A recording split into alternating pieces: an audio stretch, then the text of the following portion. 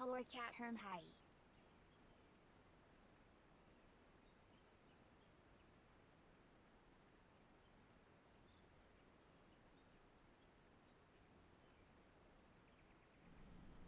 What's up, guys?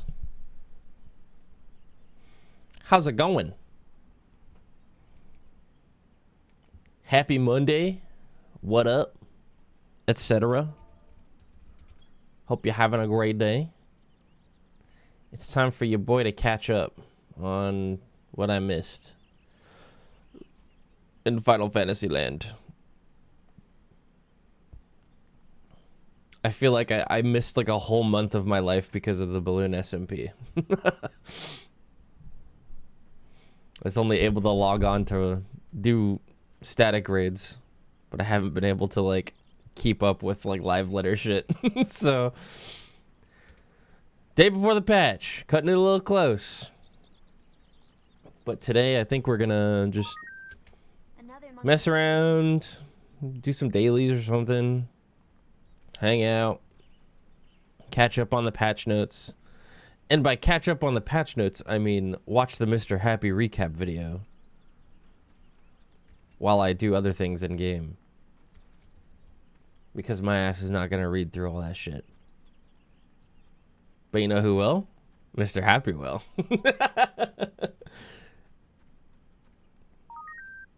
Yo.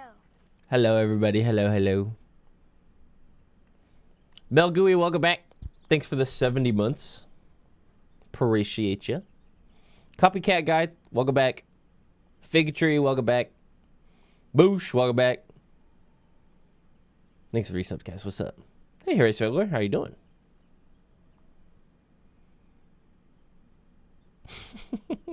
You're grinding tomes and frontlines right now? What the fuck could you possibly need tomes for right now?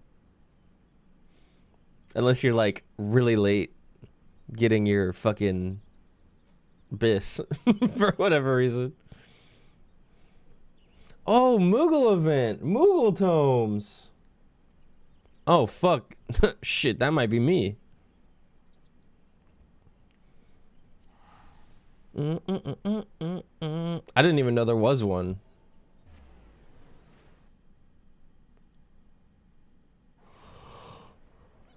Is there anything I even need?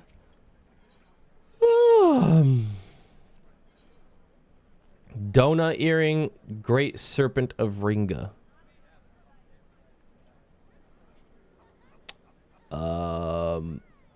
Yeah, I'm good.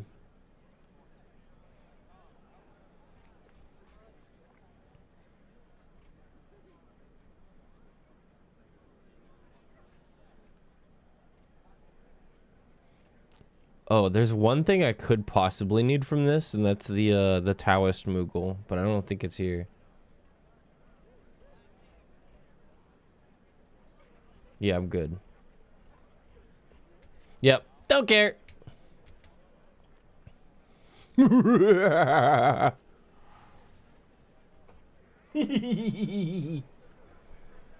Working on this big ass spreadsheet for Brighter Shores right now. Oh, hell yeah. Hell yeah. I think I'm chopping logs right now. I should probably make sure that it didn't run out. Chopping branches, rather. Before I start playing a bunch of Final Fantasy.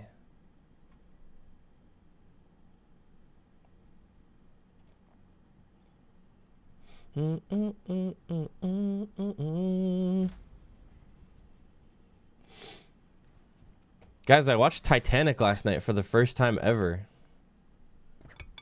Dude, how fucked up was that, right?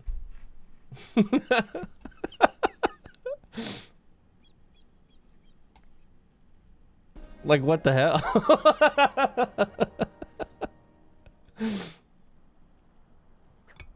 Oh, that was funny. Someone could have prevented it. Yeah, like, I was talking to V about it. Like, no idea what the fuck they're on about, man. Personally, I would have just steered out of the way. Or, if somebody else was steering, I would have just drank all the water. Like, what were they doing? Amateurs. All right, let me grab the rest of these to chop.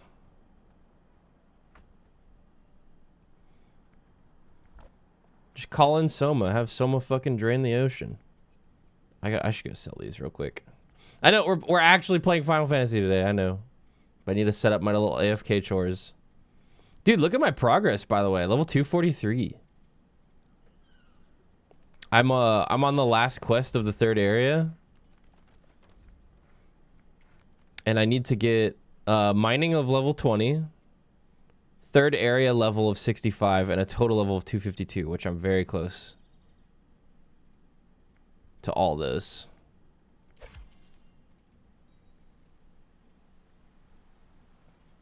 Later tonight, I'm probably going to finish that up. This area beautiful as a mug. For real. And then the third area is just like evil fucking dark hall. Little fucking creepy hole with bugs. It sucks going from this to the next one. I don't even know what the fourth one looks like yet, but I heard there's a skill in the fourth area called detective, which sounds really interesting. Sounds fun. All right. Started my little AFK task. In case you didn't know, you're like, why did you just log out? Brighter Shores has passive skills that you can start and then log out. And then when you log out, your character keeps working while you're logged out. It's awesome. Inspector Whoops, back on the case. So while I was asleep last night, my character got me like 11,000 carpentry XP because I was having him make chopsticks. He's got my chef cape now. I look sick as fuck. Hell yeah. I'm eventually going to have to go back for that chef grind because one of the chef requirements for like the first area quest is like 61 cooking to be able to finish a side quest because you have to make one bowl of soup that requires level 61 cooking. Got almost 2 AFK levels last night. Hell yeah. Yeah, I'm really liking Brighter Shores. It's something nice for me to just like passively do while I'm watching movies and shit. Mostly because I'm done with Final Fantasy for the most part. Done with all the stuff I want to like really grind out. Except for like maybe like Eureka and Bosja shit, but really need that new field area. We need the foray area bad. All right, so patches tomorrow, chat. It's gonna be tomorrow morning, so in like 12 hours from now. Well, more like 11. My static is going to be alarm clocking the new extreme trial. And what that means is we're gonna wake up as soon as the servers are up. We're gonna hop on and we're gonna try to do the extreme trial as fast as possible. This is to help prepare us for the ultimate coming up in a couple weeks. The extreme is obviously not going to be anywhere near as hard, but we can still practice blind progression. So what we're going to try to do, rather than finish as fast as possible and like chain pull, is we're going to try to make it take as few pulls as possible is our goal. We don't care about how long it takes. As few pulls as possible is our goal. So we're going to pull, we're going to get info, we're going to come up with a plan and pull again.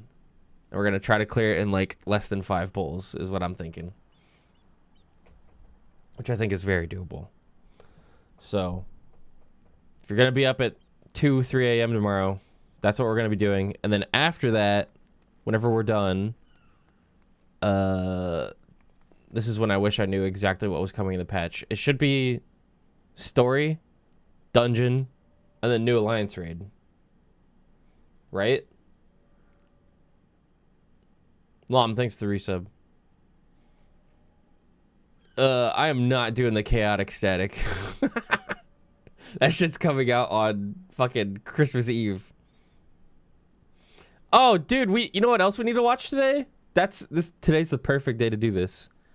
We need to watch Mr. Happy's other video, the Final Fantasy XI catch-up video because of the Alliance raid. We don't know exactly what's going to happen in that Alliance raid, but we do know the characters that are going to be present, at least some of them. So Mr. Happy made a video that is like aimed towards 14 only players to like teach them the lore of the instance that they're going into. So we're going to watch that too. Probably while I do dailies or something. Sounds like a good plan to me. Is good soup. What would we do without Mr. Happy Man? For real. Exactly, exactly. Watch party! Yeah, and I'm going to do it probably while I do my Wondrous Tales or something. I haven't checked my XIV collect in a hot minute. Where is it? I gave up when I logged in today. I bought the last 3 minions that I needed because my fucking retainers would not bring them back. Ever since Dawn Trail started, I've been sending them out nearly every single day for the exploration minions, and they haven't brought them back yet. So I just bought all of them, which really sucks because now they're really cheap. So like I did not need to keep doing that for so long. Fucking bullshit. What we got? Thornton, Susano.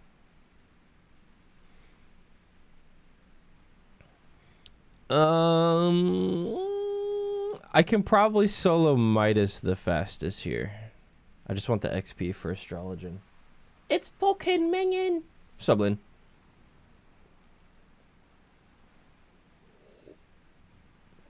I got some Sapporo and ice cream. Dude, ice cream beer float.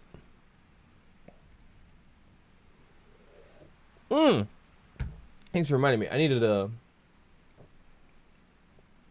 put my YouTube overlay on again. There we go. Yeah, it's Eimer. Aimer? I don't know how you pronounce it in English. Remix. I turned off my YouTube music overlay for the song last night because I thought last night was going to be a big fucking battle. So I was going to play cool ass music while we did it in Minecraft, but that didn't happen. So yeah, I'm still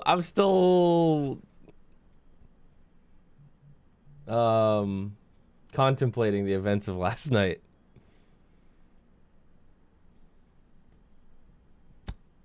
Yeah. Let's watch the Mr. Happy video. Mr. Happy here, and in this video we're going to be taking a look at the patch 7.1 preliminary patch notes. Oh, that's always a mouthful every time, even after all these years. I apologize if I struggle a bit here at the beginning. I woke up like 30 minutes ago, and my coffee has not kicked in yet. I got a bagel and peanut butter waiting for me. Do not talk to me until I've had my coffee. If I do it before the recording, then my mouth's going to be stuck together for the entire thing. So, preliminary notes.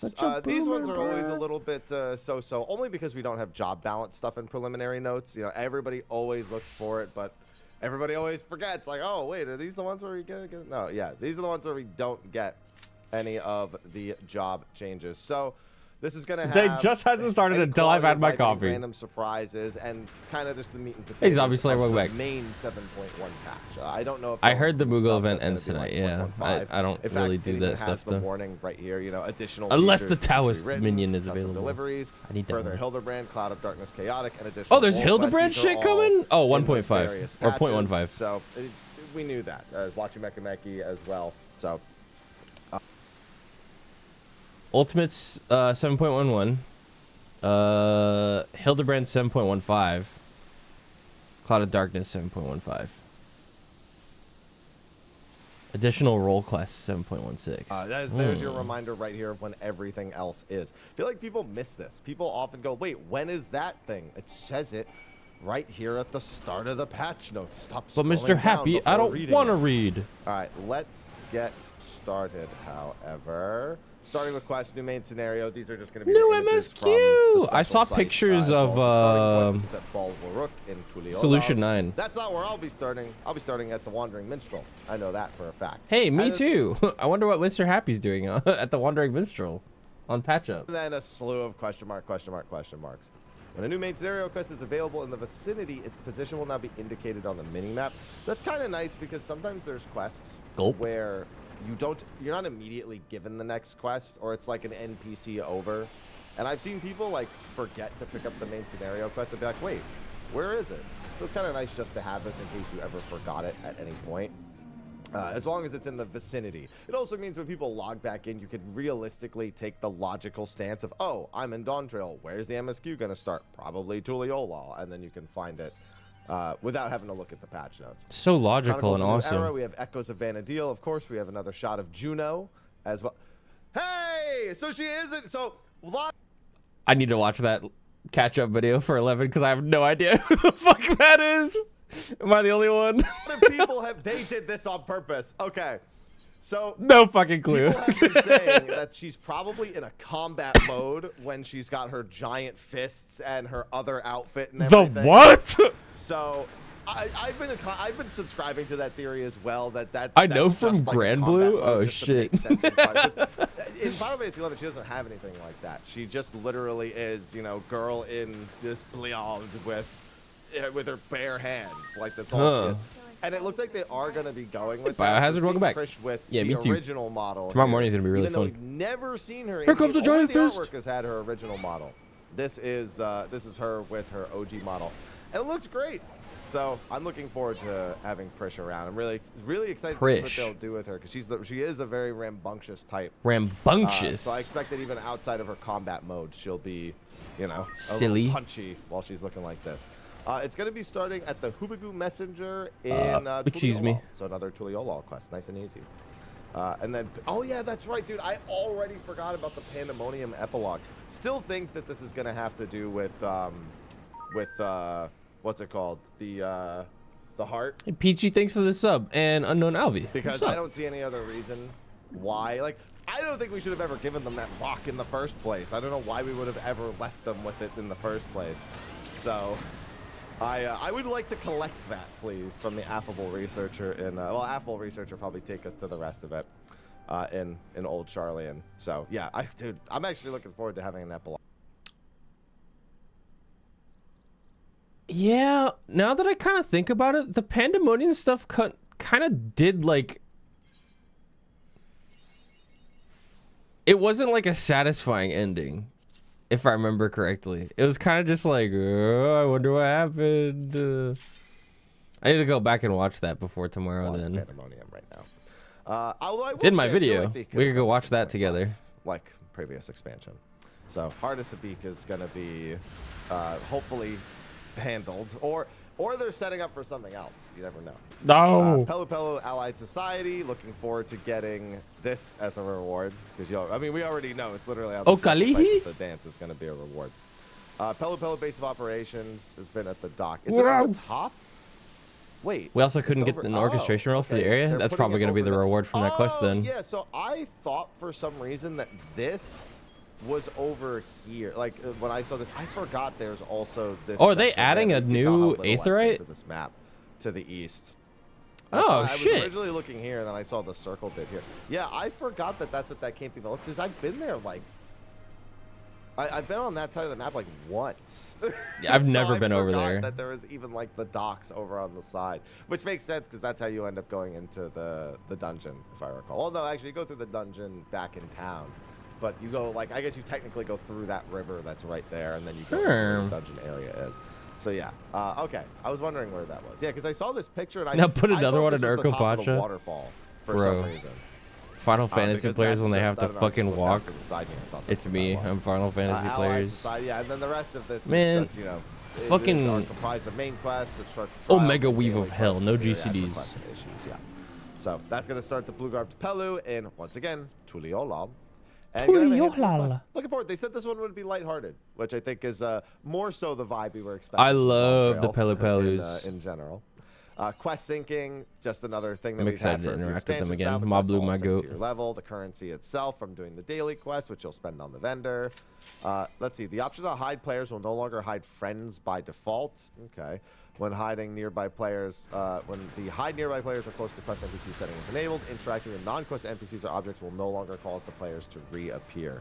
All right. Yeah, that's a nice little quality of life. I hadn't even thought of either of those things, but Me neither. that's good. Let's see. Quests have been... the following adjustments have been made to quest completion. Huh? You're making adjustments to this after... Okay, the layout has been adjusted. The complete button is pressed without selecting a reward. A reward selection window will now be displayed. Oh, man. That's good. Okay. Oh. That's a good change. I've definitely done that a handful of times. Because realistically, sometimes it's like the base reward and options. Well, I mean, this all used to be one window, basically. Yep. And so you would get the base rewards popping up here, and right next to it would be the optional rewards, and sometimes they were optional, sometimes weren't. Like, sometimes I'd have to click complete to realize I was looking at optional rewards, and new players definitely get confused. It was kind of hard to tell. So this is basically just streamlining it. So I approve. You know, no reason. Meanwhile, I just still throw away everything I get from any quest ever, especially when it's from MSQ. Not approve, realistically. Up to 10 duties can be displayed simultaneously in the duty list. They told us about this, and I was just like, get this shit out of my inventory. That's way too much screen real estate for me, but if you say so. Icons on the duty list can now be selected to perform emotes or open the crafting log in quests from the 6.55 patch series and earlier. Oh, they're just, you know, I forgot they had to retroactively do that. For some reason in my brain, it was just always like that. Okay, good. Certain quests may not support this feature. When using a controller, the cursor will no longer remain on the duty list after selecting an icon. All right, quick little quality of life. Carrying out tradecraft leads, My life is so quality. Can now be selected to open the crafting log. Nice. All right, all good stuff. When accessing the map from the journal or duty list, the icon of the selected that's actually going to be really nice. quests will now be prioritized over other icons. I hate how the fucking crafting log works in this game and why it's so like fucking needy. Like you have to stand up to open and close it, and then when you open it again, it doesn't remain where your last recipe was, so you have to fucking search the long ass name for whatever you're making again. Icons on the map. So annoying, bro. That's the first step towards making it less annoying. Quality of life, definitely a feedback-driven one, or probably should have been a feedback-driven one. As an exception, Aetheryte icons will be prioritized over quest icons. Yeah, I'm not surprised by that. New chapters have been added to New Game Plus. Stand the fuck up and switch your job. The role quest, Stop being a bitch. Viper quest, Pictomancer quest, yep. And Pandemonium's epilogue added to it as Yay. well. That's no surprise. Duty tab of the unending tomorrow's journey going to be a will now long day. Categorized by I kind of hate that I woke up at Oh, thank God. I hate this the time. duty tab and the unending journey. So I regularly go back to the unending journey for like a screenshot for a thumbnail, or sometimes just to rewatch something to see if I can... I'm going to have to take a nap later. Like, I don't know. I've done it for a handful of reasons. And I hate the duty tab. I'm going to be really tired tomorrow. I just scrolling through everything. It doesn't take that long, but it's just... All right, 8,000 OGCDs. New items are available for bi-colored gemstones. We expect this. I don't know if it's going to be... Dude, I didn't get all the ones for the current gemstones because I don't want to do 8 billion more fates. That's not base game. But I wonder if they're adding anything to the earlier ones, or if that's just because they're separating it from base game and, you know, owning Dawn Trail. Probably just owning Dawn Trail. But yeah, we expect some things to get added throughout the rest of the expansion. Whether or not they'll be of any interest, of any use, I expect mostly cards and other things to be added. It may be material, probably music. Music's a big one, yeah. So, nothing crazy, but hey, if you want the rewards, they're there. Adjusting the rewards for map stuff, they do this pretty much every patch, so no surprise. Grand Company and Subaquatic Voyages, yeah, the pretty new standard sub one, stuff. more submersible ranks and all that. Interior design of an estate can now be changed. Yes. I want them to add a new place to get money. Between all of the different types of interiors that we currently have, but also the new minimalist style, which doesn't have the pillars and looks pretty nice. I'm a big fan of the minimalist style. Same. So, and then they're just showing how ideal it works male right here. living space. Furnishing authorization. Plastic chair, TV on the floor, pizza box. Also choose a design originating from any housing area. Maybe like a PS5. You're free to change your estates as many times as you like. All furnishings will automatically be placed in the storeroom when you do so, just in line with what they told us before. New furnishing design contest winners from 2019 and 2022. I'm not much of a housing guy, but hey, I know that people like to have all the new options That's here. This nice. is really nice. I like this. This is a nice looking little section of the house right here. This is a nice little section right here. Look at this little pillow right here. Look at the little Shiba Inu right here. Just chilling. Wait, that's not the Shiba. That's the fox. Wait, that's. Oh, that is the fox. Did someone say fox? Is that gonna be one of the Fox Hollows rewards? Am I gonna sell those? Dude, a fucking boxing ring? Now that's a party room. Yeah. Yo, can we get an interactable rock climbing wall? And interactable darts? Get actual darts mini games? That'd be fun. Is that a new? Oh no, I thought that was a new stable for a second. No, that's not. Yeah, can we get functional? We need functional pool. We need functional rock climbing, functional darts, and of course, functional WWE. Real I like fighting. The idea of there just being a mini WWE ring and then this couch. That's the cute little couch to watch, bro. In line with it. Don't show that shit to Zeph, man. We'll be pissed off they're not lined up. That's exciting. I like that one of them just has they just did the chair slightly off. This well, I guess Aaronville. Dude, school RP. At the very least, you know. And then what is this? A science lab? Those sinks? Yeah, I think it is. And that is a spooky looking tree. Spooky looking tree. New Orchestration roles have been added. The location of duty names previously omitted to prevent spoilers will now be displayed. Okay. New aquarium fish, new paintings, of course, new seeds for flower pots, a feature I continually forget exists until patch notes. I read the patch note, see the flower plant, the flower pot thing, remember it exists. There's a card for the fucking as soon as I scroll down, squirrel. it's gone. Again. Same. What did I just talk about? It's gone. I've literally never planted a plant in this game. We're assuming those new joke weapons like the those are that's the big snake one too. For sure yet, but worth expecting. Don't tell me those dropped from the fucking world bosses. It's great. Love that. No, those are probably bicolor gemstones, like the other ones. Thank you. New opponents and regional or gold rules saucer, now yeah. apply to matches in Maryland and Torum. The character voices being added to the Gentleman Mahjong. They had a preview of this on the special site as well. To acquire them, probably also MGP. These items can be acquired after completing the side quest. Every little thing she does is Mahjong, and the main scenario. You have a plot in your yard? Yeah, you planted it. In the gold saucer, and then exchanging MGP. So yeah, I mean, we knew these would cost MGP as well. I've never touched those things. Available to buy with MGP. As you progress through the story, use it? No. You go to your Mahjong tab, and you can choose the voice who is going to be cheering you on. A help button has been added to the Mahjong tab of the Gold Saucer menu for easy access to the rules of this Doman pastime. Good, because not everyone understands Mahjong. A new section covering character. It's really easy, I promise. It's way more. It looks way more complicated than it is. Mahjong's so fun. Voices has been added. Miscellaneous, we have duty support now for Halatali, and they have reworked the dungeon as well. Again? Station has been added. Duties that will be supported in future updates will now be displayed in the duty support window. Wait, duties that will be supported in future updates will now be displayed in the duty support in future updates? So are you saying like, wait, it's just dungeons? Who even plays this? So I guess me, that's a bruh. preview for like what's coming after Halatali. It's just weird to me to even do that. Like, I guess it's easier for them since they already know what dungeons they're gonna add to just put them in the list now, so they. Don't I'm have 60 to do points it away again from later. Mahjong Master. I guess that's fine. It's just gonna but be. Nobody queues for it weird to anymore. have an upcoming section that's like. I'm like 2 win games away from Mahjong Hunter's Master. Cry. You know what I mean? Like, oh yeah, that's exciting, great. But guys, I hate when people do that, hun. When people are like, there's no content to do in this game, and then somebody shows them in the achievement log, fishing, Mahjong, various other side tasks, 10 billion fucking things to do, and they're like, I don't want to do that. Then don't play the fucking game. When you sign up for a game and only enjoy one of the niche activities, you can't bitch that there's nothing to do, bro. I'm sure it's probably easier to just do it now since they already have it planned out. Just say you don't like the game. Wonders Tales, prizes. Go play fucking Fortnite or something. Adjusted. Positions of Chloe's Silver Certificate of Commendation ×3 and Gold Certificate have been switched in the 3 lines list. Wait, as a result. Oh, okay. So now even if you're not max level, if you do Wondrous Tales, you can get. Okay. Yeah, that's a good change. It's never made sense to me that the gold cert was specifically something you got for doing a level 100 Wondrous Tale. In fact, somebody asked me about this. Wait, really? I think, like a few months ago, before Dawn Trail came out, like, why is it that when you're not max level? And I was surprised because I didn't even know that at that point. Like, I didn't even know that. Got it, but it also didn't make any sense.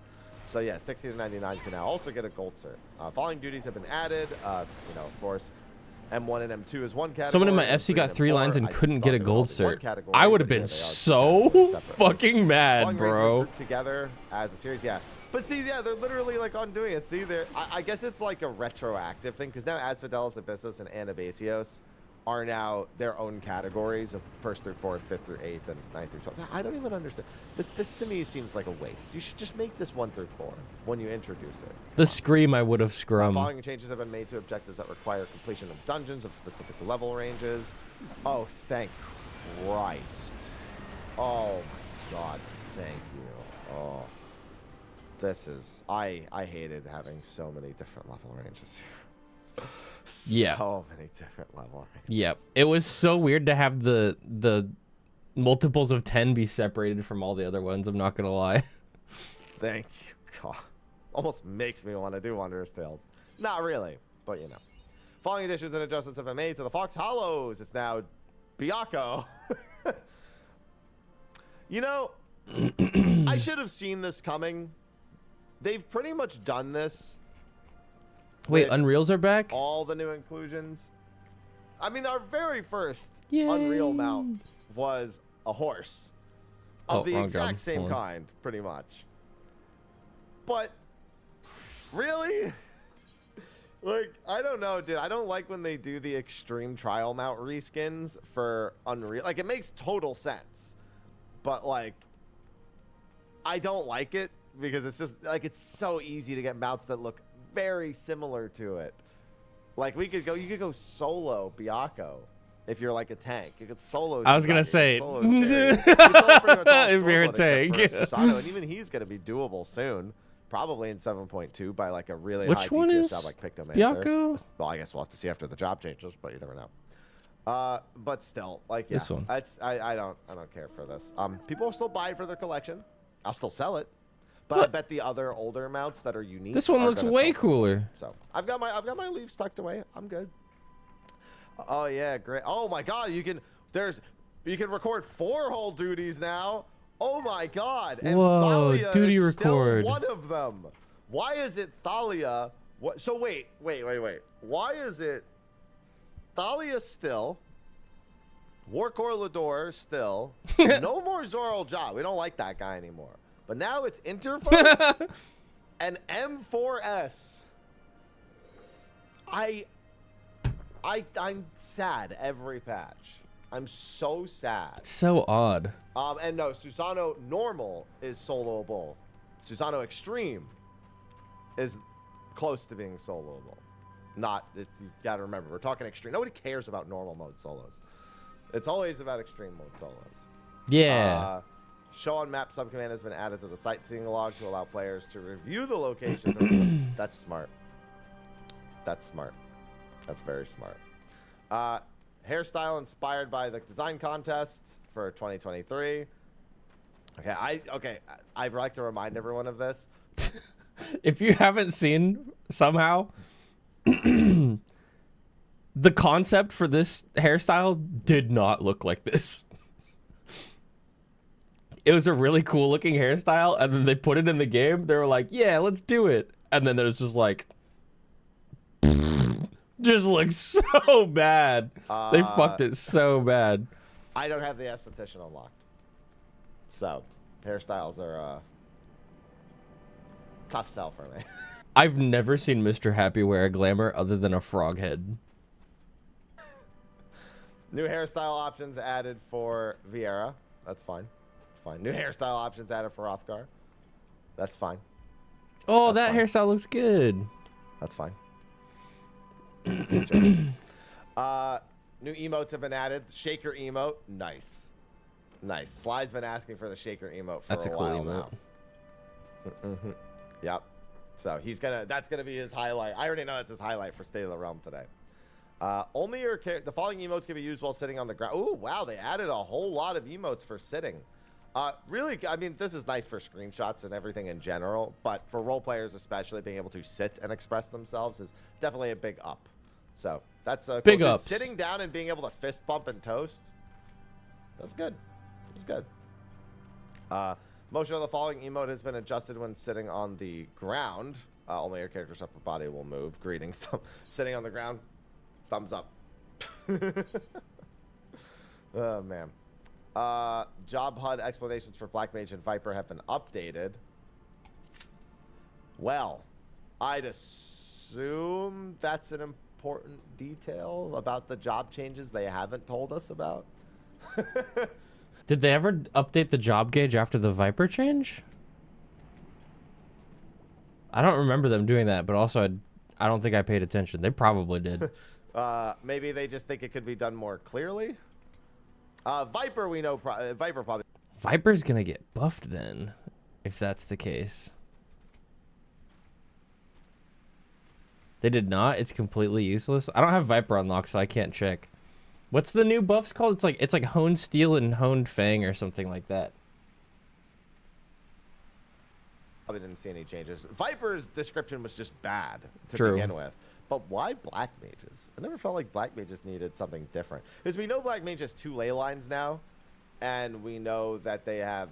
Maybe they never updated it after they added Umbral Ice to low levels? Based on what Yoshi P did. So, new dungeon, Yuuata Field Station has been Well, they're not talking about changing the job gauge, guys. They're talking about updating the job gauge description. So, like, teaching you how to play the job in game. Item level 690. Nice. Requirements, MSQ, of course, just somewhere in it. Drop rate for minions from Katisis, Aitai, and Dead Ends. Fuck my life, bro. Ask V how many times I did Katisis Hyperborea. I was going legitimately fucking insane going for that stupid ass snake. Man, them bird farmers be real mad right now, huh? them bird farmers, them troll farmers too. I wonder what it's like right now. I wonder what the drop rate actually is now. Spheen's Burden has been added. I'm sorry, this is spelled incorrectly. It's supposed to be Spheen. Speen. I'm not even. I just really like that exact line. I don't have the same issues everyone else has. I just really like that line. Stop my headset battery real quick too. Spheen's Burden. I'll be up bright and early doing this. Minimum item level of 710. That is very much the norm. Me for too. Extreme Trials. It's 15 item levels under what it's 15 item levels under what the weapon drop will be, and the weapon drop will be 725 as it, 15 item levels up. That's what it is. You'll just need to do Dawn Trail and then speak to the Wandering Minstrel until the Yolo. And then you'll have the gear exchange. Byakko Unreal, 690. In case anyone out there is also planning on doing the extreme alarm clock and your static data center travels for whatever reason, at the end of these patch notes or whatever the maintenance notes were, they said that all players will be returned to their homeworlds during maintenance. So for our team specifically, we were planning on logging out on Dynamis because we have people from all over the place. Can't do that. We're going to have to travel as the servers go up. So Reminder that 690. Wait, this is. I forgot how to play this game.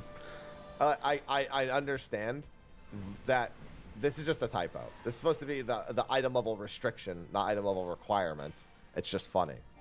Yeah, so you'll need at least 690, but realistically, you'll be capped at 695. For the entire expansion, mind you. Unless they do anything different, Unreal is going to be capped at 695 the whole expansion. So, yeah, I really, really think they need to just leave Byakko in for the whole expansion, add them, and then rotate between them every week. All right? That's what I think they should do. That's my story, and I'm sticking to it. And other than that, it's just telling you where to unlock Fox Hollows. Weekly restriction on the lightweight division normal mode has been restricted. So yeah, just that hollow blade. I'm sorry. Lifted. It's not the weekly restriction on the hollow blade. Sorry, it's the weekly restriction on the normal loot, but the hollow blade remains the same. You still have the weekly restriction on the hollow blade. And they reduced the hollow blade down from 7 to 4. Yeah, I don't do normal mode much past the first week or two, so I always have to kind of pull myself back when I start reading the section. Juno, the first walk is being added. Ooh, that really looks wonder if cool. we're going with the Walk of Echoes approach here for Final Fantasy 11. Very curious. Average item level of 695 or above. Yeah, so generally, when you're looking for the item level requirement for 24-mans, look at what the highest item level available is from armor. So, 730, and then go minus 35. That's how you get the average item level. There's other ways to do it, but that's generally the way I've always calculated it. So that's the break point that I use. Since I'll be in BIS, and it'll be 35 item levels below me. Requirements, the usual: 1 tank, 2 healer, 5 DPS. Make sure you have the side quest done from the Hubagoo Messenger. Damn, we're getting our asses beat. And the reward structure is the same. Reward 1 item per week. In the event you're awarded an item from the loot list, you relinquish your right to vie for all remaining items, whether you selected need or greed. It's reset every week. Each party gets its own treasure chest. You also get the 2 cracked Nova clusters and 1 Ordell coin. Ordell coin is funny. So Ordell is there's a cavern called Ordell's Cavern or Ordell's Cave in Final Fantasy 11.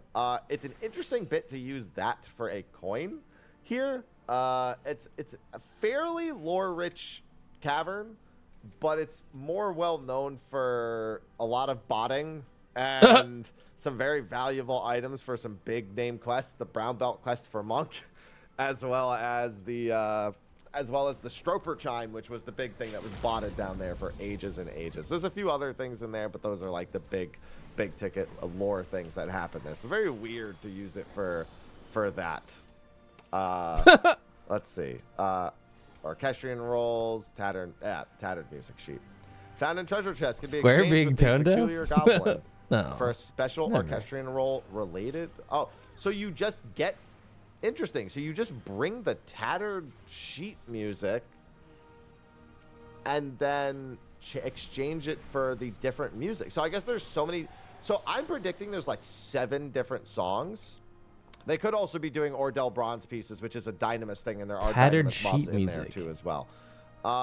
What? So I predict there's probably about 7 different songs in there. We know we have the Dynamis theme for the very start for Juno, because it does look like they're kind of going for a Dynamis bit there, even if they are calling it the first walk, which is a Walk of Echoes thing, which is completely different. Yeah, it's like a music tone. We have the battle theme, which we know is also the boss theme used in Eureka. I don't know if you can Knockout get a music bitch sheet for the boss theme in Eureka. Astral though. Power. And then I'm expecting we'll have the Sanctuary of Jita. We'll probably have a different boss theme for Fafnir. They might use the same one again, but I wouldn't be surprised if they used a different one. Then we'll probably have the Romave music, and then we'll probably have the When we get our alliance group together, I'm gonna invite V first, and then whoever else wants to come. I think Jitter said he wanted to come do it too. I'll see who in the static wants to do it. It'd be really cool to be able to do that with Mr. Happy, so that when we start it, Mr. Happy would be like, "Oh yeah, that's the that's the Vanadil Giga Butt leader consort from the 3rd episode of," and we'll just be like, "Oh yeah, that's what I would have did." Yep. Xylart boss music for the Archangels, and then you'll probably have the Castles Evolve music, and then you'll have Awakening. So I predict we'll probably have quite a few. I guess what they're doing is this eliminates people's need to craft the music sheets, because they generally drop either the tattered sheets and then they have to be crafted, or they drop the sheets outright. But for this, it seems like they're just giving you the sheet, and then you can just pick the songs that you want. So you just have to roll on the sheets. So, Interesting. That's what it is. I'm gonna die. Interesting that they're gonna do that. I expect there are quite a few songs. It might just be the volume of music. That is the reason they're doing it. I also wonder if they could be including it for music that's not in the raid. Like, because we already expect to get some other music. Maybe they're as well experimenting with as part of the finally actual giving cutscene, so dungeon maybe that's another currencies. thing there could be a lot of songs available for that. I think Like it's more probably just easier to coins. handle for the tokens. Item required to exchange equipment for Algon In tokens with parentheses, heliometry. this First is not the light times case. for like can be purchased from the following At vendors. all. Yeah, this is just allowing you to buy the upgrade materials from Raid. Now you can buy them with sacks of nuts or the, of course, Ordell coin. specifically the Twine and Solvent. The weapon upgrade will come later. Yeah, But for now, having a nuts and new Nordell zone for coins. the Alliance raid For isn't a Juno new thing. will be Just where think you of the can near get some raids. extra They Twine do that and shit Solvent. all the time, and even the Upgrade last equipment, I mean, raids. yeah, you should know how to upgrade equipment by now. Raid Finder has Fiends. It's just a small little and, hub. Biako Unreal, and the Chaotic will be added to the Raid Finder in 7.15, a week after 7.15 specifically. Only the icon has been added in 7.1. The category is not in the game just yet. Following duties have been moved to the Duty Finder, Warcore, Knockout. Extreme, and Everkeep Extreme. Solvent in the weapon, Glaze. Oh, you're right. That is a typo. The Solvent shouldn't be here. I didn't even think about that. Yeah, this is a typo. The Solvent shouldn't be here. This is true. This is not the correct item. This is supposed to be the Glaze, but the Solvent will be added later. Saving that for After later. display when speaking with the Wandering Minstrel and Tuliolo to unlock duties. have 2 been adjusted. samurais. Okay. Players will now receive the power of Echo and some old stuff. Just the normal modes for the Knockout. story trials for Dawn Trail, and then the extremes. You know, Warcore and Everkeep Extreme. That's a very normal thing. My favorite expert roulettes, the one with 4 dungeons, until we're disappointed the rest of the expansion when there's only 2. Please stop doing that. Please stop making two dungeon expert roulettes. Just They won't. keep something here. Just make it work. They won't. Please. Please. They won't. I just want more than 2 dungeons. I don't even do expert very much, but that's part I of the do. reason why I don't. It's is because fucking I've been turned so off of it annoying for when there's so only long, 2 and options. It's only 2. Oh man. Prior to average item level to register for Duty Roulette Expert has been increased from 670 to 690. Yeah, that's fine. Following additions and adjustments have been made to the Mentor Roulette. Juno and Yui Iwata are on it, and Mentor now requires 695. Sphinx Burden is in Stone Sky C. Adjustments have been made to... oh, yeah, Halatali is going to have dungeon changes. Yeah, all the bosses in Halatali... The Thunderclap Gwyver. In the patch trailer, we've seen the final boss be a little bit different. It's no surprise to this. Following additions and Halatali adjustments have been made to sucks. the Hall of the Night. Honestly, just doubling back. This needed to change. This was one of the dumbest bosses It is. I've ever had in a dungeon. That's a big lizard that spawns in a pool of water, and then every once in a while it'll randomly turn purple, and it'll make the water do thunder damage to you that isn't even lethal. But even when it was lethal, way back in the day, all they did was just pull. They pulled the boss to the side of the room, like to the entrance, and then they just stood on the ramp and just never took damage. Ever. It's just so... It's a trash mob that does nothing, and then it just... 90% of the arena is water, and you just don't stand in it, and you just kill elementals. Yeah, and the boss just goes invulnerable while the water... While you wait for them to So run in. dumb. It's so stupid. So, probably the boss that needed the most changing. They still do Hall it. of Yeah, the I mean, you Novice, don't the even new have Hall to of the anymore, Novice. because it just Oh, doesn't boy, do any yo. more damage. People are about to be dead, man. People are about to fail this. I'm looking at this like, yeah, dude. People are failing this. Oh man, that's funny. They did say that. Did I get enhanced divination? Oh shit, I got Oracle. 3 new additions to Hall of the Novice with this Hall of the Intermediate, and they said the third one was 860 actually going potency? to be a little bit more challenging. So they were quote excited to see experienced players do it. And I could see why, because that'll be fun. Combat Guide has a brief overview of the new topics. You'll receive a ring that grants... So the new reward is a ring that increases experience up to level 60. Yo. That, I would say, is adequate reward, an adequate reward for people who are...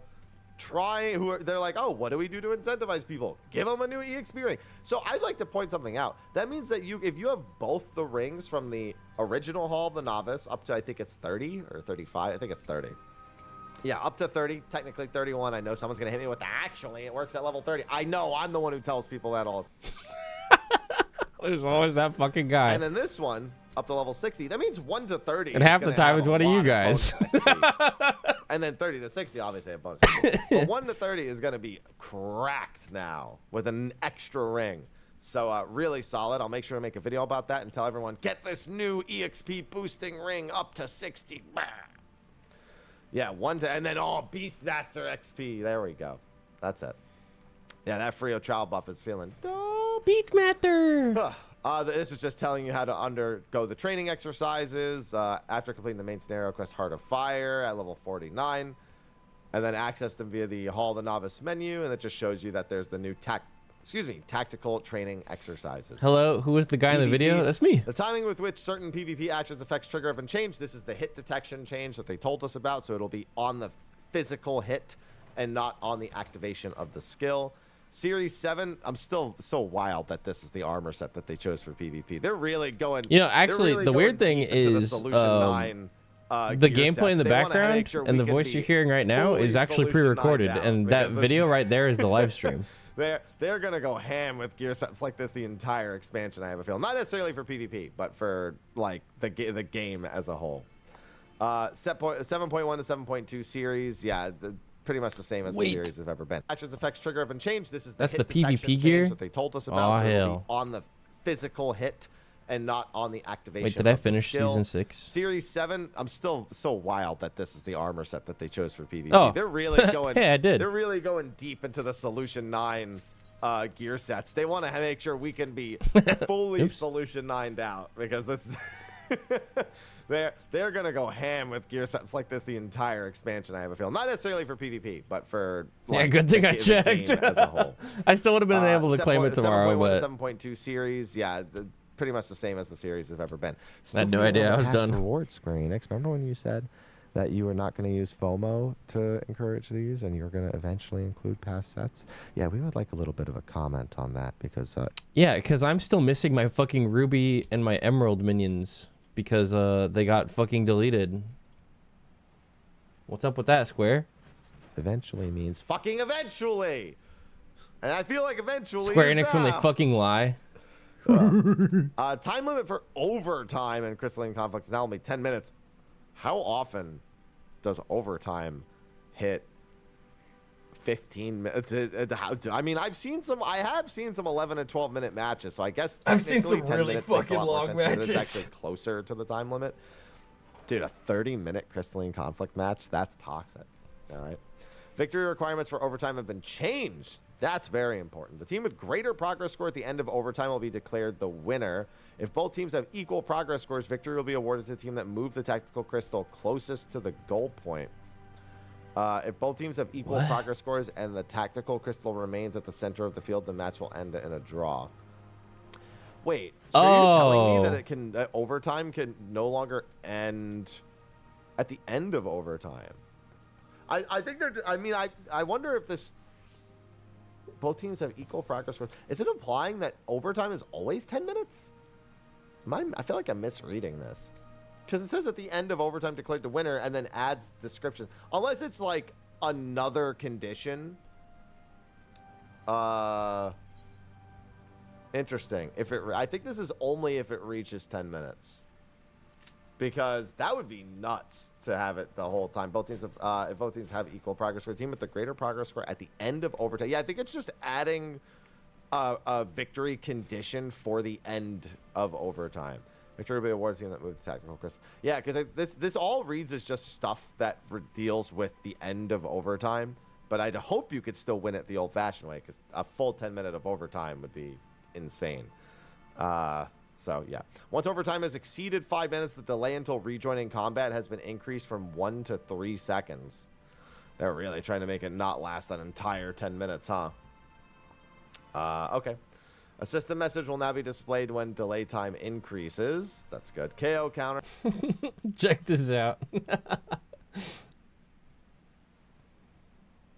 I got sent this by Skull just now. This is by Fisher Price. Fisher Prince. Not Fisher Price. On Tumblr. That's us getting scared by that fucking haunted ass note on day 2. That shit was scary as hell. Displayed during a match has been changed from counting KOs since a player was last defeated to total KOs over the course of a match. Trial. Interesting. Although that's probably for the better. The KO counter can now be displayed after the screen fades to black when rejoining combat. The following additions and adjustments have been made to the progress gauge. The time remaining for overtime will now be displayed. That's very good. When adjusting the display of your affiliated team, these changes will now be immediately reflected. Zodiac. All right, good. We know they made some adjustments to the actual maps themselves. They added some line of sight to this. You know, the thing that bothers me the most about this is the cloud in the back. It's not even like just the fact that the clouds aren't exactly the same. Some long ass patch notes. Listen, I'm being stupid. Still, the trees slightly changing from the yeah. There's like some slight changes in the shadows and everything. I was like, listen, make it exactly the same. The placement of black chocobo feathers and pathing of twisters has been adjusted. That's because of the line of sight. We can assume. Well, I kind of forgot I had a star. The twisters will just path around in a perfect like rectangle or square around the line of sight methods at this point, and not like randomly cut through. And the spawn locations of medicine kits have been adjusted, and air turbulence will now also spawn gale spheres. Players who touch gale spheres will be granted swift sprint. So they did add another mechanic. I was thinking they might change the way turbulence worked, but I didn't think they would do that. I figured they would make it easier to not effectively just I forgot. Be a guard check. I'm watching the video. Because although then again, the placement of black chocobo feathers could imply that they're trying to make it less of a guard check and more of a positioning check. We don't know exactly how that's going to There's no macrocosmos button. But this will be interesting to see how the little swift thing is done here. Following adjustments have been made to the red sands. Terrain has been adjusted. I don't have it. Damn. Locations have been reduced from 2 to 1. Okay, thank goodness for that. Sprint zones have been expanded. Yeah, I mean, we can see that. The sprint zones being expanded is pretty obvious. Spawn location of medicine kits have been adjusted. Potency of damage inflicted by heat waves has been reduced. Thank goodness. Potency of the healing effect granted after the Oasis has been reduced. Fair, because the Oasis is meant to just counter the heat waves. Duration of barrier granted by the Accutender has been reduced to 15 seconds. That's probably for the better as well. Okay, not really. The most important thing is probably the lanes just getting around the map faster. The other changes, like, yeah, the heat waves being less effective is also going to be somewhat of a boon. I don't really like the heat waves mechanic as a whole. I think the rest of it was fine, but the heat waves itself, don't think I've played too many times on that sand map. I can't even lie. On the red sands. But yeah, now you're going to be moving and schmoving. Following changes have been made to ranked matches to better facilitate matching. All ranked matches within each physical data center now be held in a single data center. Yeah, this is the thing where everyone has to go to, like, for example, on NA, everyone has to go to Primal. I think on EU, it was like everyone goes to Chaos. On OCE, everyone has one choice. And I don't remember JP. They have more than one character on the same service count. Yeah, this for me is the biggest change. Control! Now only the highest ranked character gets placements or counts for your placements. A lot of people who PvP tend to get like 2 or 3 characters ranked up. Oh, that's into funny. The reward structure.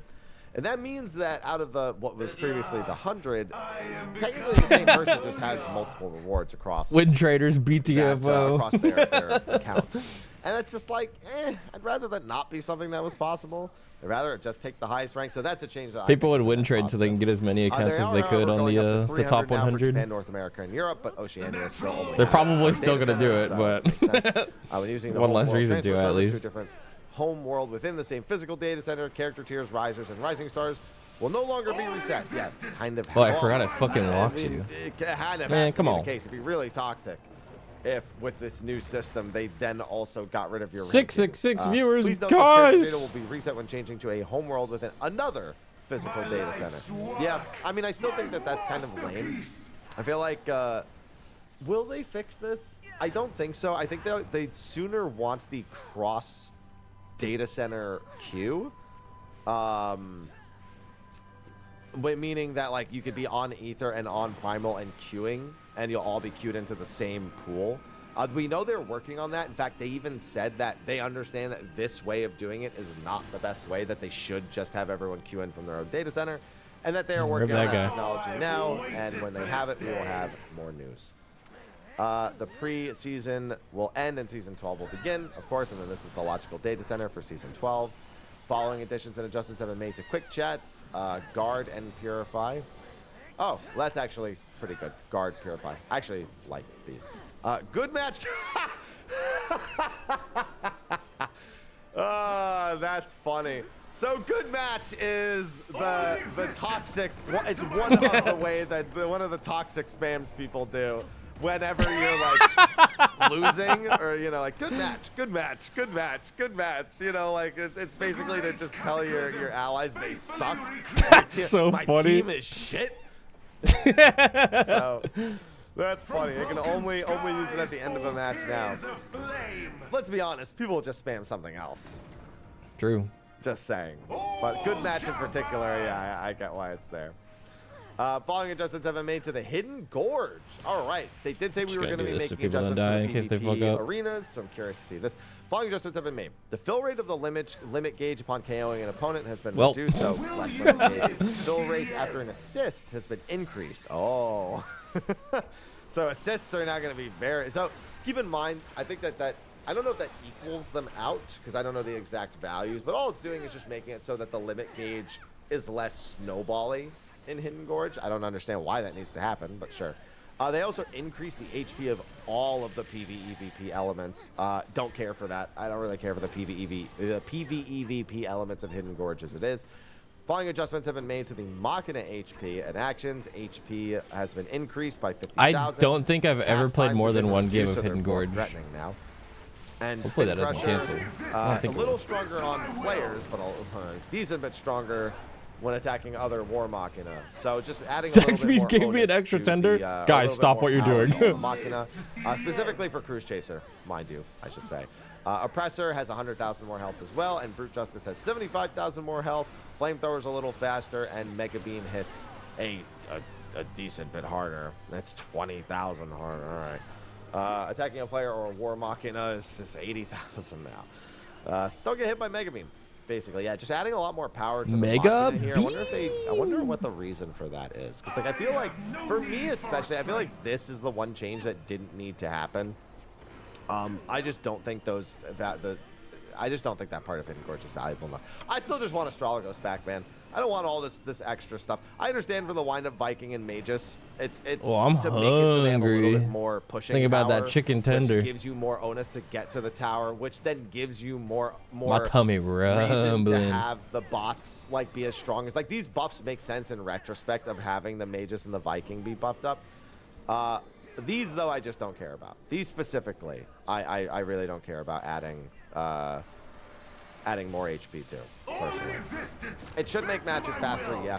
It should make getting to the towers and killing the towers faster.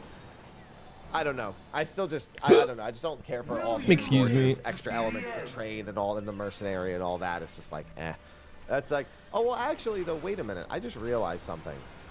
I'm making a mistake with the mercenary in particular. Like, all of this is meant to speed up the push. I was thinking of the actual killing of the Goblin Mercenary. This is once you've earned the Goblin Mercenary, because he's not called Goblin when you fight him. Yeah, he's not called Goblin Mercenary. Here, he's Goblin Mercenary. Yeah, actually, wait a minute. I don't care for these elements in particular, these two. However, the fact that this is the HP of their pushing power is, yeah, that's actually going to be, that is going to be better for Hidden Gorge, actually, as a whole. Actually, yeah, no. Thinking about it back, I was thinking about the way the rest of the map interacts with these things. How much are they increasing Inokia by this patch? But that's actually for the pushing power. That's going to help the speed of the matches a lot. Yeah, they're going to do the really BM thing. That's good for because Black Mages still won't shut the fuck up. They're going to make Flare Star deal more potency. It's still funny to me how many people are like, oh, they shouldn't have given me Archangel. They're going to double Flare Star potency, bro. Literally, Final Fantasy XI players begged for this set back in the day.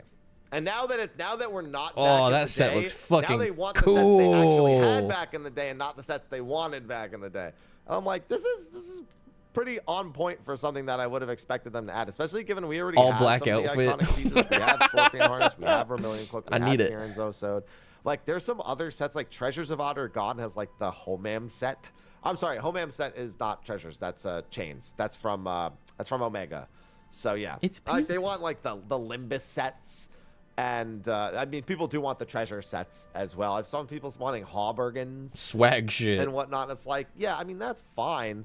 There's, like, the AF sets as well. What's up, Sophie? Which would also be fine. Yay! I personally don't think they're worth that much more. Guys, I should order some food. I'm hungry. Because they're just, again, they're not that drastically different than the AF1 sets. And our AF1 sets in our game are pretty and V, close I to saw the your AF1 message, sets. They're not exactly the same. We should order fairly something. Close if you're just able to die them. Because I don't think we have anything to cook. Of them. So, I haven't don't gone know. shopping. I don't think adding some of those sets would have been good. I think they still could have done another classic set instead of this, but this is a pretty big set. This is a pretty big thing back in the day. Let me put it this way: Final Fantasy XI is adding these now. Mithra is actually like the one that's I think up next is Archangel Mithra in 11 now. So Oh, badass. I don't Can know. I have For that? me, it's just like that was always a highly desired set, so I'm not surprised to see it. Let's see. Grand prize winning entries from the contest. Yeah, we already saw. V, do you all want of these Chipotle? before as well? So you have like the bomb axe, and you have this the sword and the plate and everything. Yeah, I We just saw heard her these during the scream live yes. so no surprises here. The shark fists, and also the shark blade. Ooh ha ha. The gun, the rose gun is so funny. Can you just get what you always get for us? Hey guys, And go I'm pick it up, here." and then I'll pay you. The casters are like, listen, we don't associate with the blue mage. There are two separate images right here. That's so I bet. Yeah, just let me funny know that how they much did it this is. way. I'll buy. Right below the casters, right where it belongs, right below the casters. Right.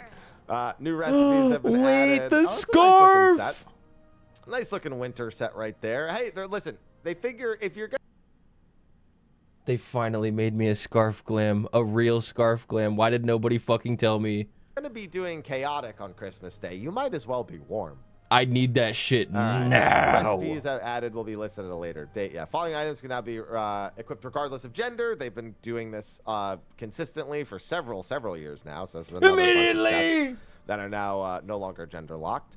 The icons for Wings of Ruin and Wings of Resolve items have been adjusted. The icons. Somebody for give Faces Sophie We Wear Steak a items, sub now. She's still here. I'll kill everyone in this chat. Wait.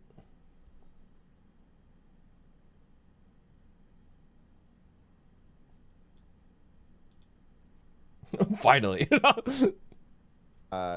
Used to unlock faceware are now unified. She Solid. fucking joined, Normal said now swag defines shit, items and then into left. That's subcategories crazy. Within each tab. Oh, thank Christ. Thanks for the gift. Oh, thank God. Oh my goodness, that's so good. Outfit Oh glamour my feature God, has been Mr. added to the Happy. glamour dresser. This is the thing that lets you condense sets of items. So, like for example, they have What the the varsity jacket fuck? here. If it's got a plus symbol in the top right, kind of hard. Yeah, there it is. It's right there, the little plus symbol. That means that it can be condensed. The one outfit glamour ready combination found the varsity attire, and then you put all of the items in, and they all get crammed together into just one slot. Creating outfit glamours. Locate a Wait, compatible I need to go item. back and look at this. Oh, thank God. Oh my goodness, that's so good. Outfit glamour God. feature has been added to the glamour dresser. This is the thing that lets you condense sets of items. So, like for example, they have the varsity jacket here. If it's got a plus symbol in the top right, kind of hard. Yeah, there it is. It's right there. The little plus symbol. Oh. That means that it can be condensed. The one outfit glamour ready combination. Do you found want the extra varsity steak? attire, then you Yeah, put and all the- of the items in. I want the queso blanco. That big ass cup of cheese that I always dip the burrito in because I'm And a they all fucking get- fat pig. Crammed together into just one I slot. want that. Creating outfit glamours. Locate a compatible item in the equipment selection menu and press the outfit. Chipotle, glamour like, item yeah, you want next you to want it. an extra whole The cup of specific fucking equipment and cheese number to of glamour dip your prisms required will be fucking displayed food and in? select the store Pig, as huh, piggy? glamour. I'm like, yeah. Okay. Yeah. That's good. Selected item will be condensed into a single slot and stored into the outfits category. Hold on, let me show you guys what I'm talking about. Chipotle queso blanco dip. You're damn fucking right, I do. It should. Okay, here's a picture of somebody. It's supposed to be to dip your chips into, but my fat ass gets an extra cup of this stuff, and I dip my fucking burrito in it. Mmm. In the glamour dresser. That shit's Using so good. outfit glamours will lose any dyes previously applied. You may re-dye the items after they have been used to glamour current equipment or added to a glamour plate. Little bit of a headache, but whatever. I expected it was something like that was going to happen. The entire set of the equipment must be stored at the same time in order to create the outfit. And all No! must be. Do you know what this means for me?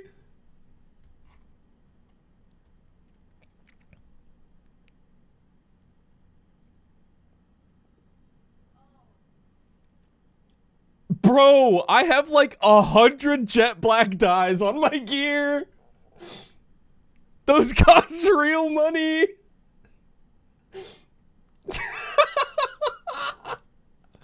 Please tell me we get them back. Same quality. So if it can be placed in a set, it's a crafted set, it needs to be all NQ or all HQ. So not much of a surprise there either. You may not. This is just reminding you can't store the pieces separately. Certain items cannot be sold. These synthesizers are submitted for expert delivery every patch. Sets of items may now be purchased from shops in Inc. Oh, thank God, Just don't dude. use the outfit set option. buy- I want to, when though. I go to buy new dark matter, and it's like 99.99. Yeah, now you just do 9.99, just one purchase instead of buying it 10 times. Thank God.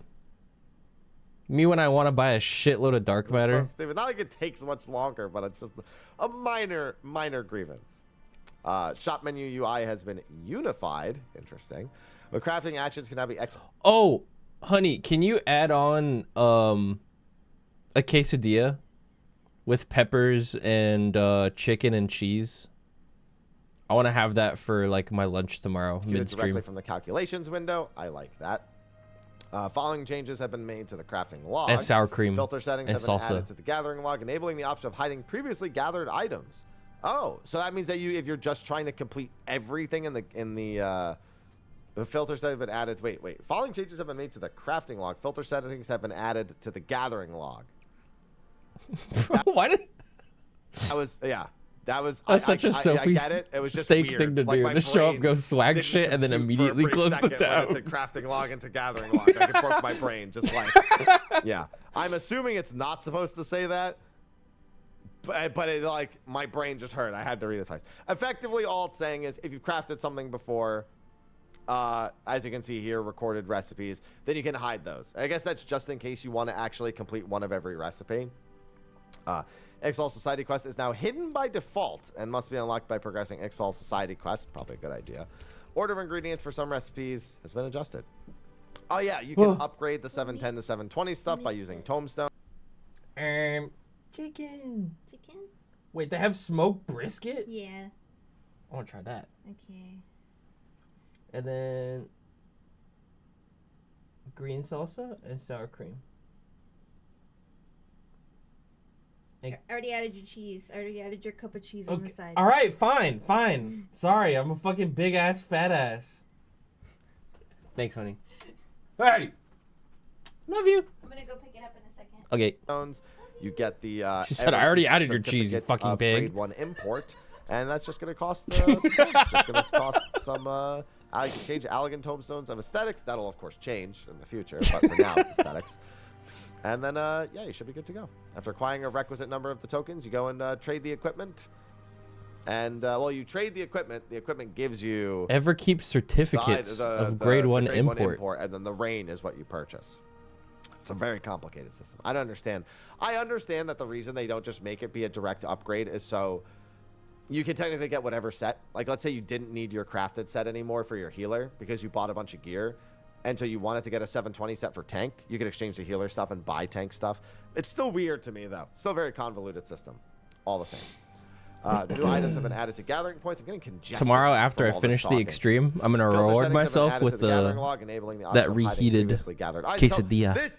This is what the part up here, that's what it meant to say. So now here's the same thing down here. Again, this is for log completion's sake. So, good. Oh. New fishing holes have been added. Exclamation mark will New fishing what? still be displayed overhead when a fish fights. 7.1 should be when they're adding new big fish.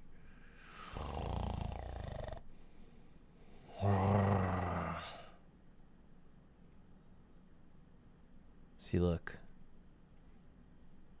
When you go to the fishing site, normally it's on 7.0, 7.1, 7.2, 7.3, 7. It's time to return to the sea. So the battle effects have been limited or disabled. That's a good idea. Level cap for desynthesis has been raised to 720. New mounts have been added. We saw this mount during the live letter. It's good to see it again. Listing order has been adjusted. Hate that. I'm used to the listing order. Don't change it. New chocobo barding has been added. This fiend barding that's wild. That's ugly. that is a wild barding from Sphene. There we go. New minions have been. Oh, rabbit. I love it. I love it and I want it. Give it to me right now. And a toucan. Hey, look, it's Sam.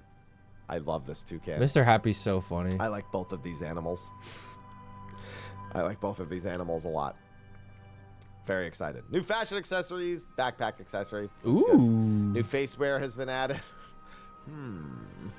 There we go. System. These are the graphical preliminaries. adjustments have been made to character models based on feedback. They told us they were going to do this, and here's a link to the feedback bit. They get a free file of Fantasia. Don't forget, you can get it from the Wandering Moogle in Old Gridania before patch 7.2.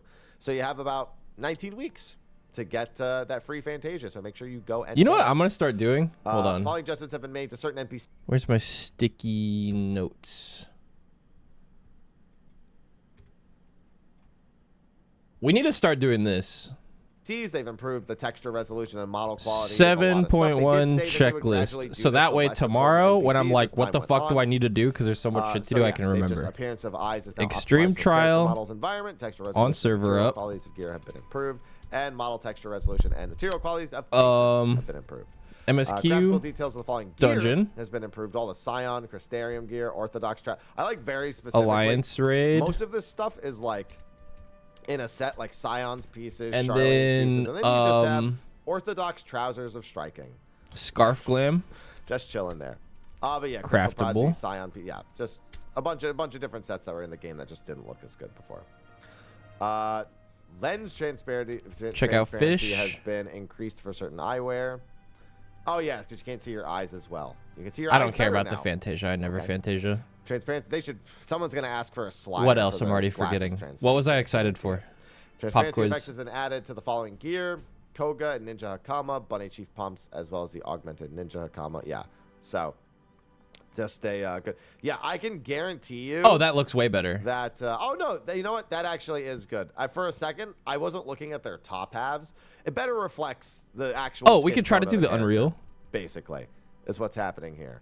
So like instead of it just changing what their legs look like, it actually has transparency. I'm gonna so add actual, like, body settings. See if apparent. glam So system saves the / returns dies. Probably won't. God, I'm so congested all of a sudden.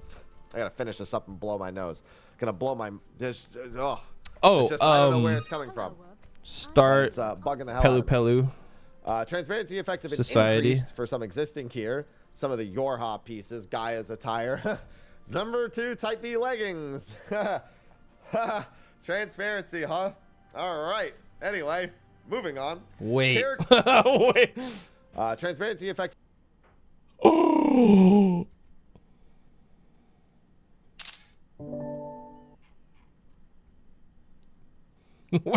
We're so in, boys. Have been increased for some existing gear. Some of the Yorha pieces, Gaia's attire. Number 2, Type B leggings. So back. Transparency, huh? All right. Anyway, moving on. No. Be safe. No, Love you. No. This didn't need a section. Character toe detail. Wait, this is a really good screenshot.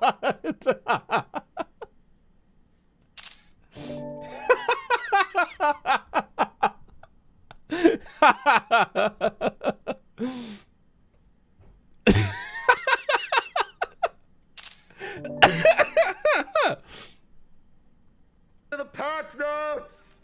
You didn't need this. Character toe detail while wearing certain foot gear has been improved. Oh God! And it's such a long list. Oh my God! No. Low key though, I'll say it. Listen, I'm gonna be completely 100% honest with you all. I don't have a feet thing, okay? It still pissed me off really bad that when I wore sandals, my feet looked like fucking lumps with no detail at all. It was really unsettling. So I'm glad that this happened. Oh.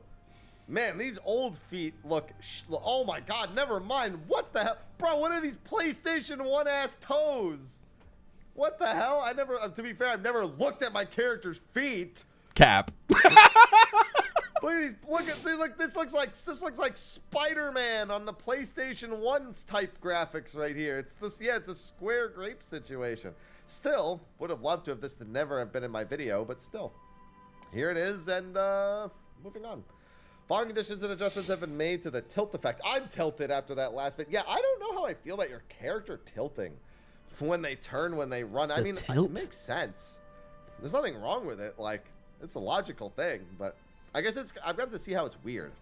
Character tilt when turning while riding a mount has been added. Speed at which certain mounts tilt has been, when turning has been decreased, and it can be toggled on or off. Yeah, so if you don't like scrolling back through the patch notes on my other monitor to make sure I didn't forget anything. Vegetation in the following areas will now be rendered in high resolution. Oh, look at that. Before, not too bad. Oh, high-res vegetation. Yeah, 2.x public areas, duties, and 6.x in Island Sanctuary. Oh, good. Island Sanctuary got it somewhere. Look, people were like, oh, are there going to be any Island Sanctuary in the patch notes? Look, I found it. Yeah. Look, Island Sanctuary updates. Great. Do you guys think those two new cards are from Gold Saucer? Objects found in areas, number of objects increased. The squirrel and the snake god. Resolution increase in 2.x public areas. Oh wow, yeah. Look at this. This is before. This is even in the current patch now. Whoa! It's a whole new game. Mahjong. Mahjong. Mahjong update. And then also we have out here. This is out in on your way. Pray return to the Waking Sands. This is as you pray return. It now looks very much more alive. Goodness gracious. Yeah, they went ham with some of this stuff. So now, if you're not using the tickets to teleport back, it's going to look a lot Gold nicer, Saucer for this. Number of shadows cast in some rooms has been adjusted. Ooh, that looks nice. I can see. Oh, yeah, this is a little brighter in the way the shadows are cast. Makes more sense. Okay. In 2.x areas, public field areas, and then a bunch of duties, raids, and PvP throughout all of the pre-Dawn Trail stuff. Try new hair on Guncat. To reduce server congestion, they'll be implementing multiple instances in Tuliol, Solution 9, and the area newly added. Where do you guys think that emote for the shaking the bottle comes from? The Drig Shaker one?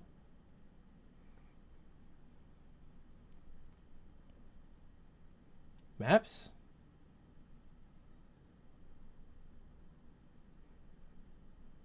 I'm thinking it could be story. We'll added in 7.1. What? Track down I'm new guessing that's Juno. Shake emote. They said Juno would be an event area, didn't they? I have to assume it's Juno. Yeah, it's got to be. It can't be anything else. That's got to be just like instances for Juno, which, by the way, gonna make people very happy. But I'm happy, so stop it. Number of multiple field instances. That set of black gear that they have from the Alliance raid, that's 1 piece per week, right? Or was that a different set of gear? Because I'm not seeing it in the same section. Damn. Having a weekly restriction on gear like that's going to actually make me log in for a few weeks, though, so.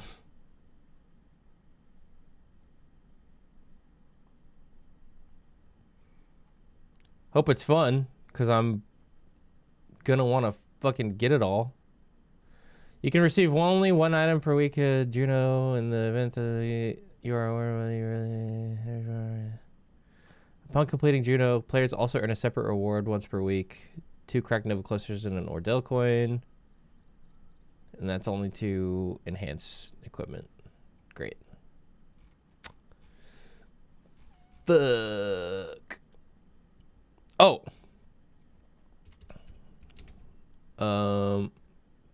New PvP gear. I do want that PvP gear set. From so they're still keeping Shalonian Heritage. Well, I mean, I expect there's going to be story-related stuff there, so that makes sense. But we still have a few extra instances for S ranks. Solid. Urkopacha, Kozama Uka, Yaktel, and Living Memory, however, will no longer have multiple instances. While using the esthetician, earring and necklaces currently being worn are now displayed when equipped is selected. Nice. Following additions and adjustments have been made to retainers. New items can be exchanged from quick ventures. When summoning your retainer, the number of items and amount of guild weapon instructions are now displayed in the design retainer menu. contest. Oh, that makes sense. Yeah, so you can see these things in the previous menu. I think I was a little busy while Happy brought it up, but the Dragoon weapon is a giant fucking stick of... No, I thought that was a stick of corn. It's a big cat toy. And then the monk weapon is fucking shark hands. Like, we need these. It's great. And when you're selecting the retainer, but as soon as you're in the retainer, that information goes away until you click into those specific things. So, yeah, just a little bit more information on screen. Character combat voice samples have been removed from the character creation interface. I'd assume for, they mean for the retainers, of course, because what do they do? Combat, of course. Following additions and adjustments have been made to achievements. This Jade fucking Stoa outfit, and dude. Burden will be added to some I of the really Teclis hope I can achievements, dye every and then single Yu color on the Jade scarf. Stoa and Sphinx Burden will be added to some other ones as well. So just add this. It looks like you can. I think the background stays white, but you should be able to choose the other two colors. Next to the recently used Ethernet shards. Oh, recently used Ethernet shards. I like that. Yeah, so if you're going back and forth and you just have bad memory, it just lets you know. But this looks I like so that. That's good. Nice. Recently used Ethernet shards can now be selected with the triangle button on gamepad as well, even as a hotkey. That's solid. Solid little quality of life. Big surprise on that one. But I like that. The scarf is totally a part of the chess piece. I think whatever you dye the jacket. Oh, dude, no, because I don't think you're gonna be able to dye this part. Thought this was crafter gear. I don't think this is crafter gear. I think this is craftable. But we'll see. I doubt they'll add a neck slot. I really hope they do. Number of kills required really for specific hunt marks is now displayed. Oh, thank God. Like, it's not that big of a deal, but man, is that good. I like it. Boy, my congestion is really taking over, huh? Following conditions and adjustments have been made to the party list. Players can now adjust the position of their character within the list. We have the technology. We have the technology. The appearance of the players' numbered icons on the party list has been changed. We have the technology. We have it. Okay. It's there. It's good. The tech. Still want to be able to change the way the party frames look, but still. Players can now use mouse drag and drop functionality. Oh my God. Fucking finally. Technology. After they removed Dragon Sight, by the way. Fuck you! No more clicking the stupid fucking arrow at the bottom! Now add that for gear sets. Oh my God. Yeah, who got banned for this one? Come on, step forward. Who was it? Who got banned for this one? Go ahead, let us know.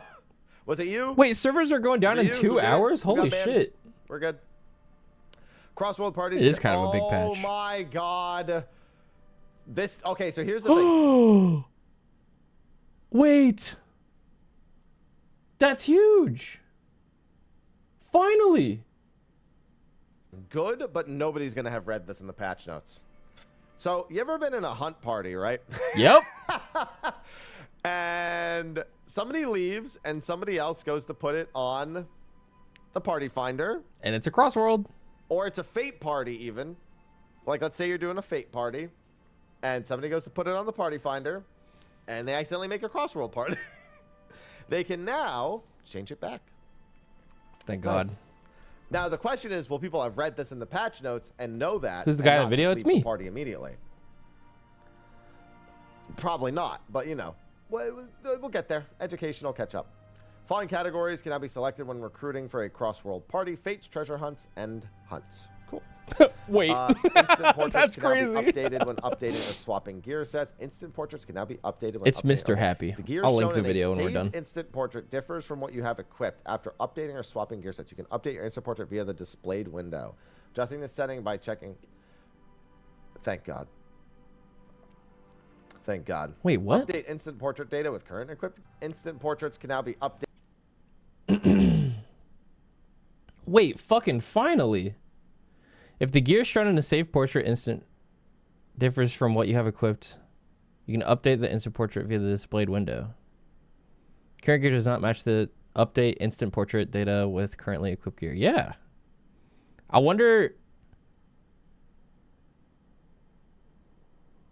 When updating. I wonder when it's going to prompt you to do that. Be updated when updating. Okay, the gear shown in a saved instant portrait differs from what you have equipped after updating or swapping. You're still gonna. It's still gonna require you to open it though, is what I'm saying. You can update your instant portrait via the displayed window, adjusting the setting by checking. Thank God. Thank God. I'm hoping it would be as soon as you equip, but that would actually be really annoying if it opened every single time you changed your gear. Update instant portrait data with... You know what it seems like, and you know what the Final Fantasy thing is going to be that's going to happen is you're going to load into an instance. It's going to give you this, but it's still going to show the default portrait for everyone else. And then you're going to click update, and then the next time you queue into something, assuming you haven't changed anything, then it will be updated. I think that's what it's going to be. Equipped gear? My God. It's finally happened. I guess I got to start caring about my portrait now then. Because I said if they gave me a system that would make it easier to fix, it was less of a pain, I would finally make my portraits. I hope that it's a little better than that, though. Yeah, I would like it for it to pop up when you update your gear set. New accents have been added. Which actually would make sense every time you equip your gear. Yeah. Because it says do not display preview again. So I think maybe we're back. They now function like adventure plates. Yep. New accents have been added as well. That one's nice. Looking good. New portrait accents for adventure plates. New poses have been added too. Adjustments have been made to group pose. New stickers, the patch logo frame. When adjusting the roll angle, I really like the lantern one. Things that's not a surprise. They've talked about that all the time. Now reflected when applying certain effects. Certain motions can be recorded and repeated at set intervals while fishing. Yeah, we knew about that as well. Following additions and adjustments have been made to the currency window. Currency categories are now switched via icons. It's funny that they showed a fisher at set intervals while fishing. Yeah, we knew about portrait that as well. Maybe that's just a G pose. I don't know. But I don't think you'll ever see somebody's fisher portrait.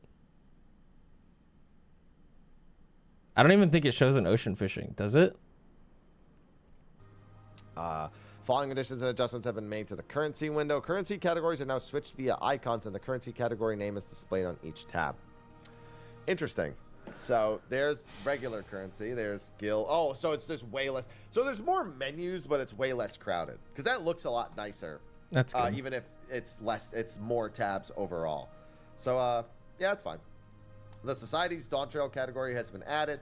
Yeah, the Society's at the end here. I'd assume this is all everything else, and then Dawn Trail expansion societies, and then this is current expansion societies. So that's gonna be nice and clean. Mentor renewal period has ended. How about we just renew? How about we just end the mentor system as a whole? True. Yeah. So if you or make it actually good and apply again, just get rid of it. Never mind. Chatlock can now be repositioned by dragging and dropping from either edge. This has bugged me forever. The fact that you need to use the left edge, and not the right edge. It's a really minor thing, but this has bugged me for a very, very long time. So glad to see that little thing finally has been adjusted after a very, very long time. What? Following feature has been applied to the Baldessian Arsenal. Interesting. Oh, it's just involving blacklists. Oh, if a blacklisted character is present, their name will be displayed as unknown. Communications from blacklisted characters using say, yell, and shout will be displayed. Will display as default message instead. Following text commands have been added. Dude, I gotta blow my nose or something. I'm just trying to clear enough space to get through this video at this point. Just go blow your nose, bro. Following text commands have been added. /attend. You can move it. Yeah, you can move your chat. /water. Sprinkle water on the ground. /shake drink. That's for Sly. Hey, there it is. Oho Kali. Oho Kali. Boom. See? Boom. Yeah, that'll be from the Pelu Pelu, though. So it'll be a while before we have that one. Following options. So have been normally- added to the character configuration menu. Grabbing the other end just does is all- this, the rest of but this now is you'll gonna be able all to the move it settings they from told us either about, end. and this is going to be reminding us where they are in all of the tabs. Character tab has the tilt. This has the nearby party members and friends option for the quest progression settings. HUD tab of UI settings and character configuration. Up to 10 duties can now be displayed via the number of duties displayed option. System configuration, resolution preset windowed, 1440 and 4K. So yeah, you have 2K, 4K settings. Notify after a set time has elapsed after the last backup. That's just as a little reminder. Title screen settings. Title screen displayed on launch. Hey. Wait. It's Am I been added to understanding that system correctly? config. Is that finally like a setting to make it display the one and not have to change it every time? Sounds like it. They have the technology, man. This They have patch the is full of technology. technology. I didn't even want to believe it when I read it. I read it and I was like, no, I'm wrong. I'm reading it incorrectly. I'm changing mine to Heaven's Ward, baby. Now I gotta figure out which one I want to use. Duty option under the HUD layout menu will be displayed as on by default. Following adjustments have been made to the data center travel system when selecting an unavailable destination. The reason the world cannot be visited will be displayed. Less than 2 minutes and less than 3 minutes have been added for prompt time. Probably a good idea. Additions have been made to the auto translation dictionary. Additions have been made to the auto completion dictionary for console. New trophies, new achievements, music, sound effects, voices. English voice dialogue in certain scenes has been adjusted. Interesting. Specifically in Dawn Trail. I'm sure someone will track that down. Following additions have been made to the character selections. The English voiced dialogue in certain scenes has been adjusted. Can you imagine if they re-recorded the Speen line?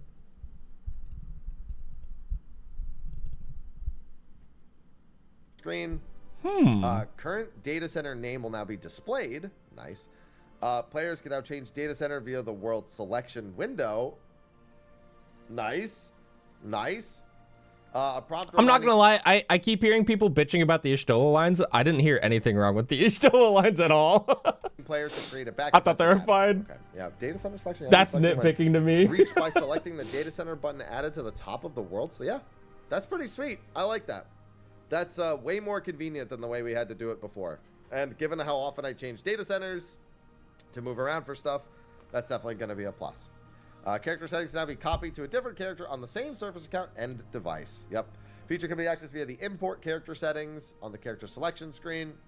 List of up to 8 recently logged in characters will be displayed. If the character you wish to import is not listed, you'll first need to log in with that character.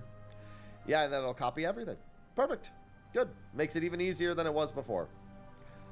Physical data center containing the selected especially important for console users. Containing the selected logical data center is now displayed on the homeworld selection screen and the character creation interface. Good. Game logo and opening movie displayed when launching of the game will now change according to the player's progression through the main scenario. Interesting. If both... Oh, so like, let's say you own Dawn Trail, but you aren't on Dawn Trail.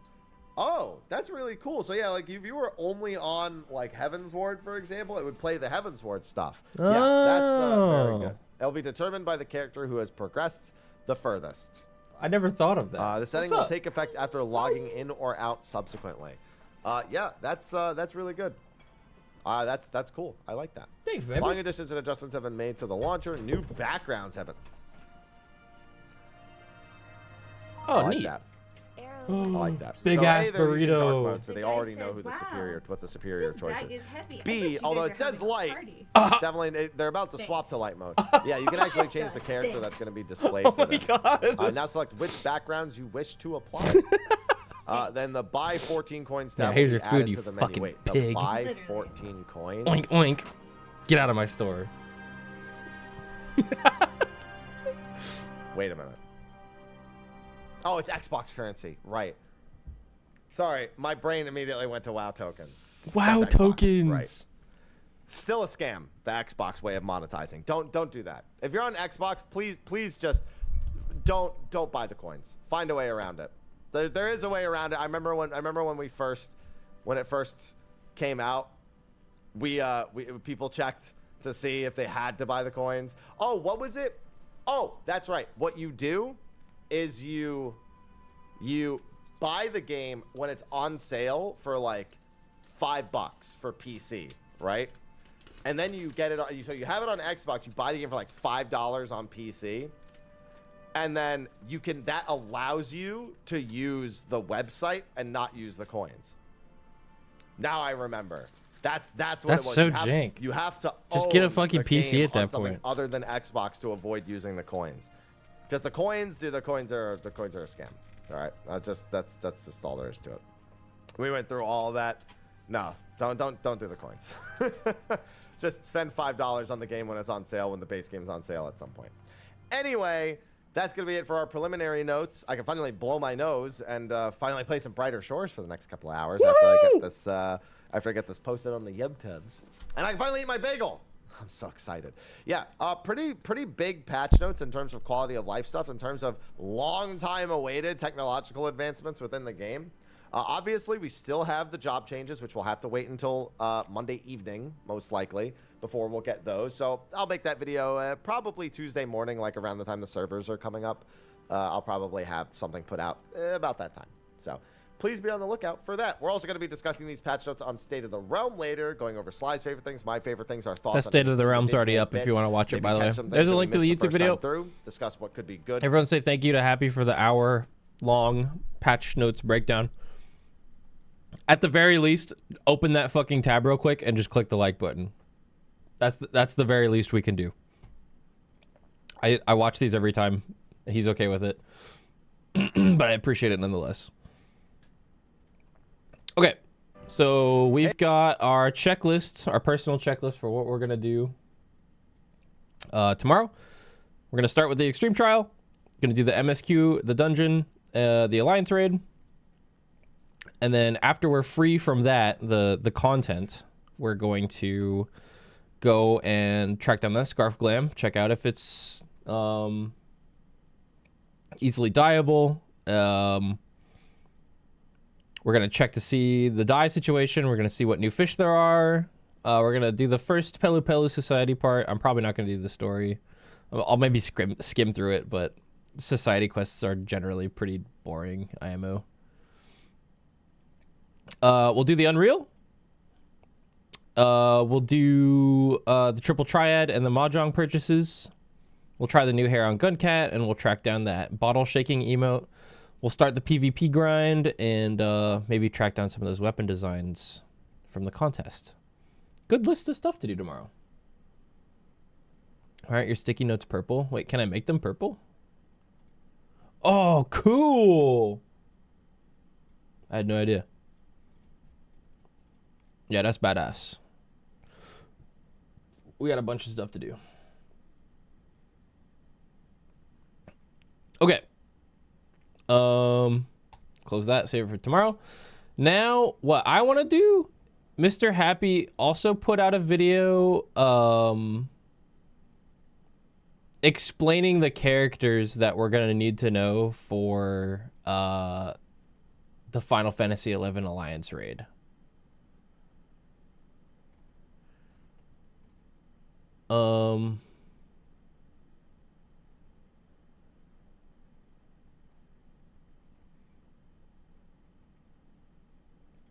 Oh, he made a couple, actually.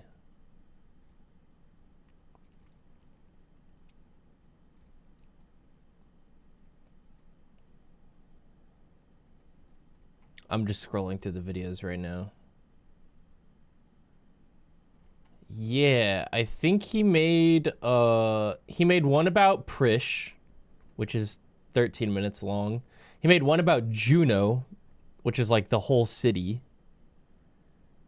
And then he made one about the Archangels. We could watch all of them.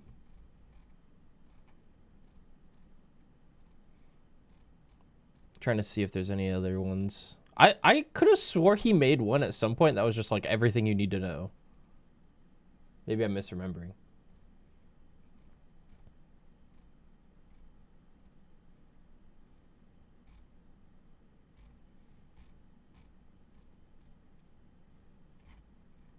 Was it the Shadow Lord one?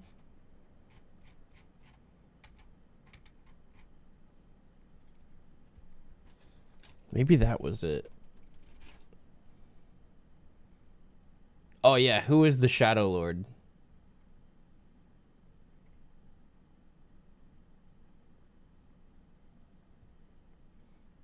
Yeah, that was 10 months ago. So we've got Shadow Lord, Archangels, Prish, and then the Juno video as well. We'll watch all of them while I eat my burrito, and then we can do dailies and stuff. Dude, servers go down in like 2 hours. Hey everyone, Mr. Happy. Ah! I'm going to talk a bit about Final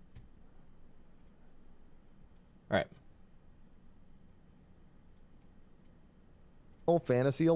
Now, at the recent Japanese fan festival for Final Fantasy XIV, they briefly touched upon the new 24-man raid being added in the Dawn Trail expansion, Echoes of Vana'diel. They revealed this a couple of months prior, but said they would have new art to show us when we got to the JP fan festival. Now, with that, we got the first key art for the raid, and it was this. Now, to those who haven't played Final Fantasy XI, this image looks like some cool... I played Final Fantasy XI a really long time ago when I was a dumb kid and like didn't like actually take in any of the story of anything I played. I just like to press buttons and play video game because I don't know, I was young and stupid. So I have no idea who this is, even though I played. Demon dude with a big sword, but this character is Final Fantasy XI's original villain, dubbed the Shadow Lord. Now, while I did open up a link, I don't blame you. Final Fantasy XI fucking sucks, dude. It's a bad game. To hop into the adventure with the help of some fellow high-level players, if they wanted to enjoy the story, I know many of you won't take that dive. So you're wondering who the Shadow Lord even is, at least in the context of Final Fantasy XI. So here is a brief overview of this character, his background, role in the story, and some extended lore that was revealed across the other expansions. This doesn't mean he will be exactly this character in Final Fantasy XIV, but it never hurts to have some idea, right? Before we talk about the Shadow Lord, though, this video has a sponsor, and it's none other than Final Fantasy VII Ever Crisis. This free-to-play game lets you replay entries from the Final Fantasy VII series with a mix of updated retro graphics and modern remake-style graphics. Utilize its familiar ATB combat system to play through parts of Final Fantasy VII, Crisis Core, and even the new original First Soldier story. You get to meet Sephiroth in his youth and get to dive a little deeper actually pretty into cool. that while playing as Dude, some Rip other First new Soldier. characters. Wasn't that Now, right now you can the enjoy Battle holiday Royale they came spirit out with? the Holy Flames gift event. See Or what was that something Avalanche has else? planned for the holidays while earning tons of rewards. That, You yeah, can even that's take the a one shot that at getting Azure and unique weapons fucking for Laverne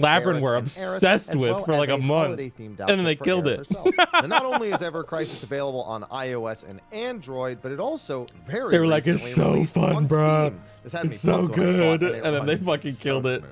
Link your mobile data to Steam and continue from where you left off on mobile. You can even log in before January 7th to get a bonus 1,000 crystals to help you get some weapons. So if you want to try out Final Fantasy VII Ever Crisis and support the channel, simply click the link in the description or use the QR code on the screen and give the game a shot.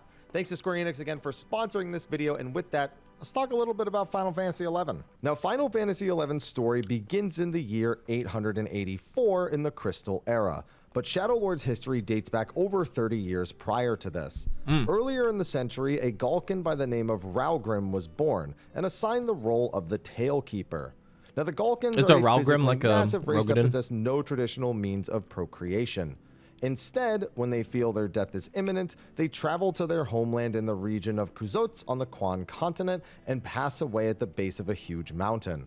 They are then reborn as a young child who often wanders back to the civilization they hailed from without any memory of their previous life. Now, the Tailkeeper is a special Galka, gifted with the ability to not only remember their previous life, but the lives of Tailkeepers prior, dating back a couple hundred of years. Their purpose is to preserve their history and provide guidance to others, though this role is expanded upon more greatly in the recent Voracious Resurgence storyline. Maybe we'll get to that some other time. Now, Ralgrim was a beloved Tailkeeper and a member of the Mithril Musketeers military unit of Bastok. Through his experiences in the city and in the Musketeers, he came to develop many friendships and receive the adoration of the citizens. But in his head, he came to question the actions of his fellow man. He had issues with the way the Humes in particular, and the other enlightened races, disregarded cultures they didn't understand, and relentlessly provoked and attacked the beastmen they shared the land with. He often would sympathize with them, spare them in battles and expeditions, and for those who knew what was going on, they definitely didn't take kindly to it. Eventually, his paths would cross with a young woman named Cornelia, who comforted and confided in Raugrim her struggles and adventures, eventually joining the Musketeers herself. Over time, this led to a romance developing between the two, something that was completely forbidden by both Galkans and Humes. This caught the attention of a fellow Mithril Musketeer, Ulrich, whose jealousy would lead him down a dark path and nearly doom all of existence. Now, 32 years before the game's events begin, Raugrim, Ulrich, and Cornelia are joined by members of the other nations on a multinational expedition to the Northlands, a land infested with ancient ruins and dark evils. Their expedition was a complete failure, with the 6 fighters being overwhelmed by the forces they strove against, though there were no casualties initially. They eventually split up to scout more of the land, leaving Ulrich and Raugrim seemingly alone. Ulrich jumped at this opportunity to wound Raugrim and take his revenge. However, when he went to deliver the killing blow, Cornelia jumped in front of the blade and sacrificed herself. Get down! Ulrich was beside himself for what he had done to his love interest and fled, reporting both of them missing and likely dead, fallen down a ravine.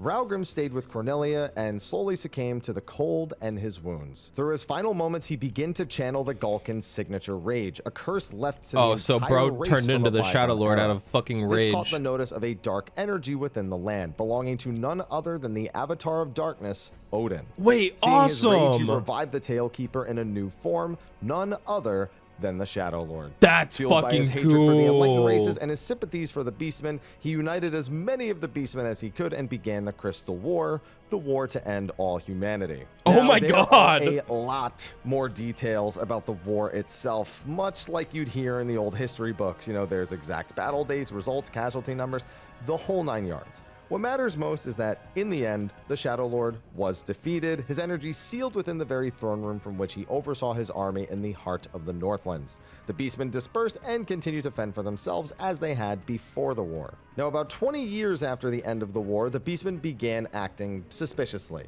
They appear more organized, have better weapons and armor, and are more aggressively approaching civilizations and their trade routes in order to loot them. A young adventurer is thrust into this conflict, the player, and in the process uncovers the truth. The Shadow Lord's resurrection is at hand. The Beastmen utilize Magicite to channel a great and destructive power sufficient to bring the Shadow Lord back to life. Despite the efforts to prevent this, collecting Magicite samples and attempting to repair the damaged seal confining the Shadow Lord, he does indeed resurrect in the presence of the adventurer and a legendary Dark Knight Galka named Zaid. He chains Zaid and attempts to do battle with the adventurer and his allies, but to no avail, falling in battle once again. This time he regresses back to Raugrim, where he comes to his senses and lets go of his rage. However, the events of the Rise of Xylard expansion begin at this very moment, with the Archduke of the Duchy of Juno and his brother revealing themselves to be part of a long-lost race called the Xylard. With the Shadow Lord's energies largely quelled, they summon forth the Archangels, beings born from the Mother Crystals that channeled the impurities that... That's the armor that we're gonna get. And Juno's the place we're going. Okay. plague the enlightened races themselves. There might too much for any of you to contend with. Raugrim takes the form of the Shadow Lord once more to buy you time to escape. The bosses are probably going to be he welcomes the thought of joining all the Cornelia archangels in the then. afterlife, and finally That's fucking perishes. cool. Now, like I said, there is a lot of extended lore about the Shadow Lord, things that would become apparent in later expansions that we really just didn't know for the longest time. I won't go into too much of it, but here's a bit of a taste. Originally, it wasn't known that Odin had anything to do with Raugrim's rebirth, though it was continually hinted at, especially throughout the Treasures of Aht-Urgan expansion and other quest lines as well. In the most recent Voracious Resurgence storyline, it's outright confirmed, as it's revealed that the Galkan process of rebirth is a boon granted by Odin himself, resurrecting them in the heart of Valhalla for an inevitable war.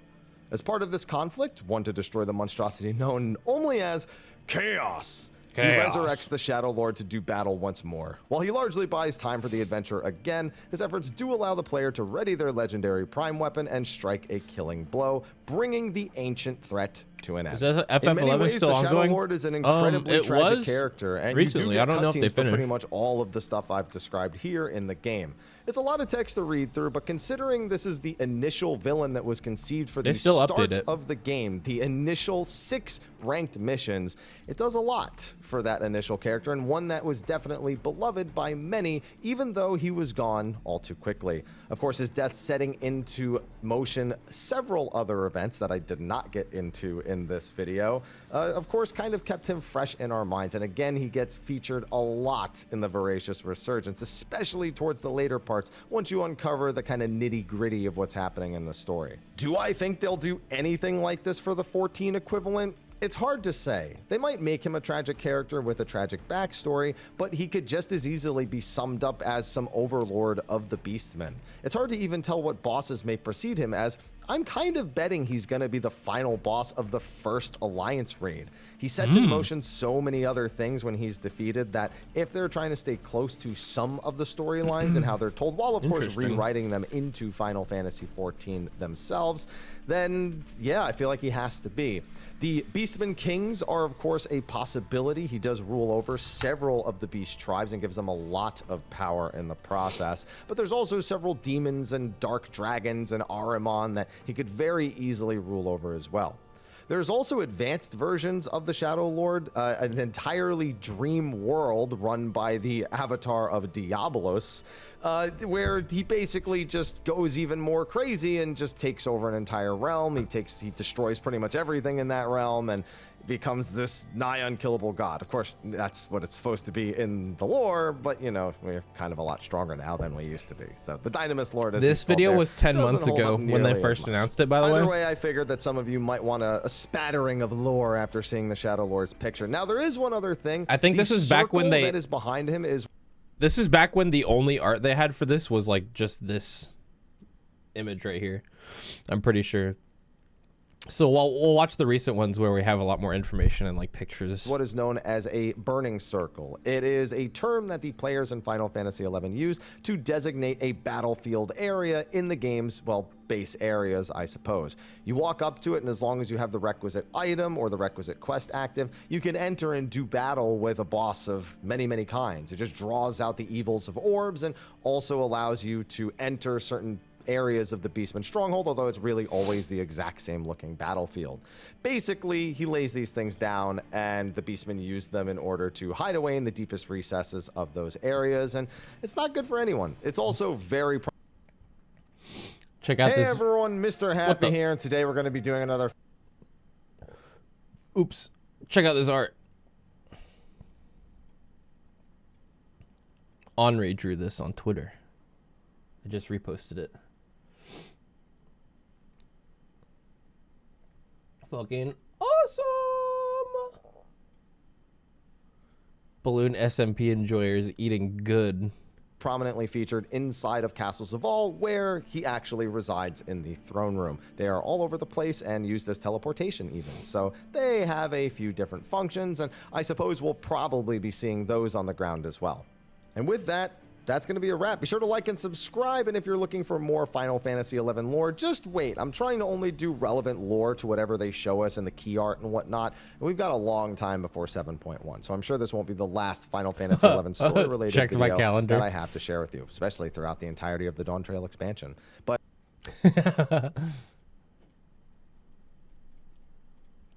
all right, we're going to be leaving likes on all these videos for allowing Mr. Happy to watch these videos on stream. You guys know I don't really like to just sit here and watch videos on stream. It's not something I do.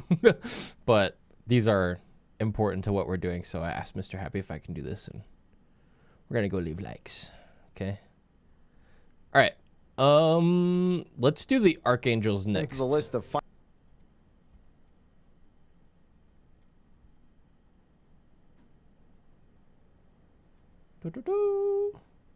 Final Fantasy XI history videos ahead of the Final Fantasy XI themed raid in Final Fantasy XIV, Echoes of Vana'diel. I've already released videos detailing the Shadow Lord, Fafnir, Prish, and Juno. 3 of these are bosses in the upcoming raid as per the most recent trailer. Wow. While the other is the location of the first raid. Kind of. However, the trailer revealed one of the remaining unknown bosses, and it came as a huge surprise to me and probably many other Final Fantasy XI that's straight up the fans. Shadow Lord. It's none other than the Archangels. Not only are these characters going to feature as bosses inside of this raid, but the gear reward is actually versions of their armor. Of course, it's going to be dyeable, and there are a lot of sets that Final Fantasy XI players wanted to see put into the game, but I'm kind of excited to finally get... I really hope that's the maiming set right here. This one's the coolest. It kind of looks like it is. For a long time, Final Fantasy XI players asked for these specific armor sets, even if within 11, they're really just kind of reskins, updated designs, sort of, for existing pieces of gear. Not to mention that recently, Final Fantasy XI has actually been adding these sets in, so it's kind of funny that 14 is adding them in right as 11 has, over 20 years after the fact, finally decided to do the same. But who are these tall, pale characters clad in black, and why are 11 players making such a big deal about them? Well, in this video, I'll be giving you a history lesson on these 5, the location they're from, as well as their most known attacks. The Archangel... That little cutscene at the beginning makes me wonder if we're going to get like custom UI elements to make it look like Final Fantasy XI. That'd be really cool. Were introduced in Final Fantasy XI as part of the Rise of Xylart expansion. This expansion released prior to the game's global release and thus was included with all copies of the game when it did leave Japan. The events of this story take place directly after defeating the Shadow Lord in the base game story, which I've detailed plenty in the Shadow Lord video itself. In essence, the Archangels are the physical embodiments of the curses laid upon each of the enlightened races by Prometheia in ages past. The Hume's apathy, the Tarutaru's cowardice, the Mithra's envy, the Elvan's arrogance, and the Galka's rage. Each of these beings are summoned forth from the 5 mother crystals themselves by the Xylardian Prince Eilnark with the help of his younger brother Camlanot. Is that part of those 5, boots? also known as the Crystal Warriors, immediately took to dispatching the adventurer and his allies before being saved by the Shadow Lord, who had regained his senses. Again, see my Shadow Lord video to get the full story. From this point on, they serve little purpose other than slowing down the adventurer and their allies as they progress through the Xylart story.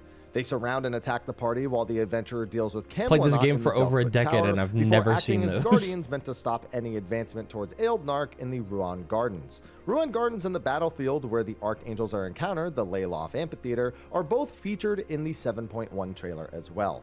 This entire region, known simply as Sky to the Final Fantasy XI community, is an endgame area featuring several powerful bosses, but most importantly, the mighty gods Byakko, Seiryu, Genbu, Suzaku, and of course, Kirin. This means that as actual characters, the group has very little in terms of character development or even plot relevance. They were largely meant to act as a large wall for the player to overcome in order to finish the Rise of Xylart story. The player was given 2 options in terms to advance the story. The first was to find and defeat each of the Archangels individually, bringing a smaller group to do battle with each of them. This was the most straightforward method of getting to Eildnark and finishing the story. The second option was an optional quest to unlock a battle against all 5 Archangels at once. They look so cool. The battlefield, known as Divine Might, required an incredibly specific item to gain access called an Arc Pentasphere. To obtain it, the player had to bring the Illuminink and Parchment items to a specific spring in Romaid, the zone that led to the Ruan Gardens. Once there, they need to trade the items to the spring. However, it also had to be a full moon, nighttime, and a clear sky. At least back in the day. You actually don't need the clear sky anymore. This actually causes the spring to light up, at which point the items can actually be traded and the Pentasphere obtained. This meant there were only a few potential night cycles per real-life week where the item was even obtainable. Fortunately, only one person needed to have an Arc Pentasphere, though everyone needed to have the quest active. Players wishing to repeat the quest after defeating it the first time and dropping their initial reward, which was done to get a different reward, must also obtain a Moonlight Ore by trading a Light Ore to the same fountain during the full moon. This simply allows them to earn a new reward after completing it again. This battlefield I just know there's some people that watch that and we're like, wow, that's really annoying. I'm glad Final Fantasy XIV doesn't do anything like that. to 18 players to participate. Players would either try to instantly kill all 5 Archangels with a ton of Black Mages coordinating an AoE nuke on them before they could retaliate, or attempt to split them all up and tackle them one at a time.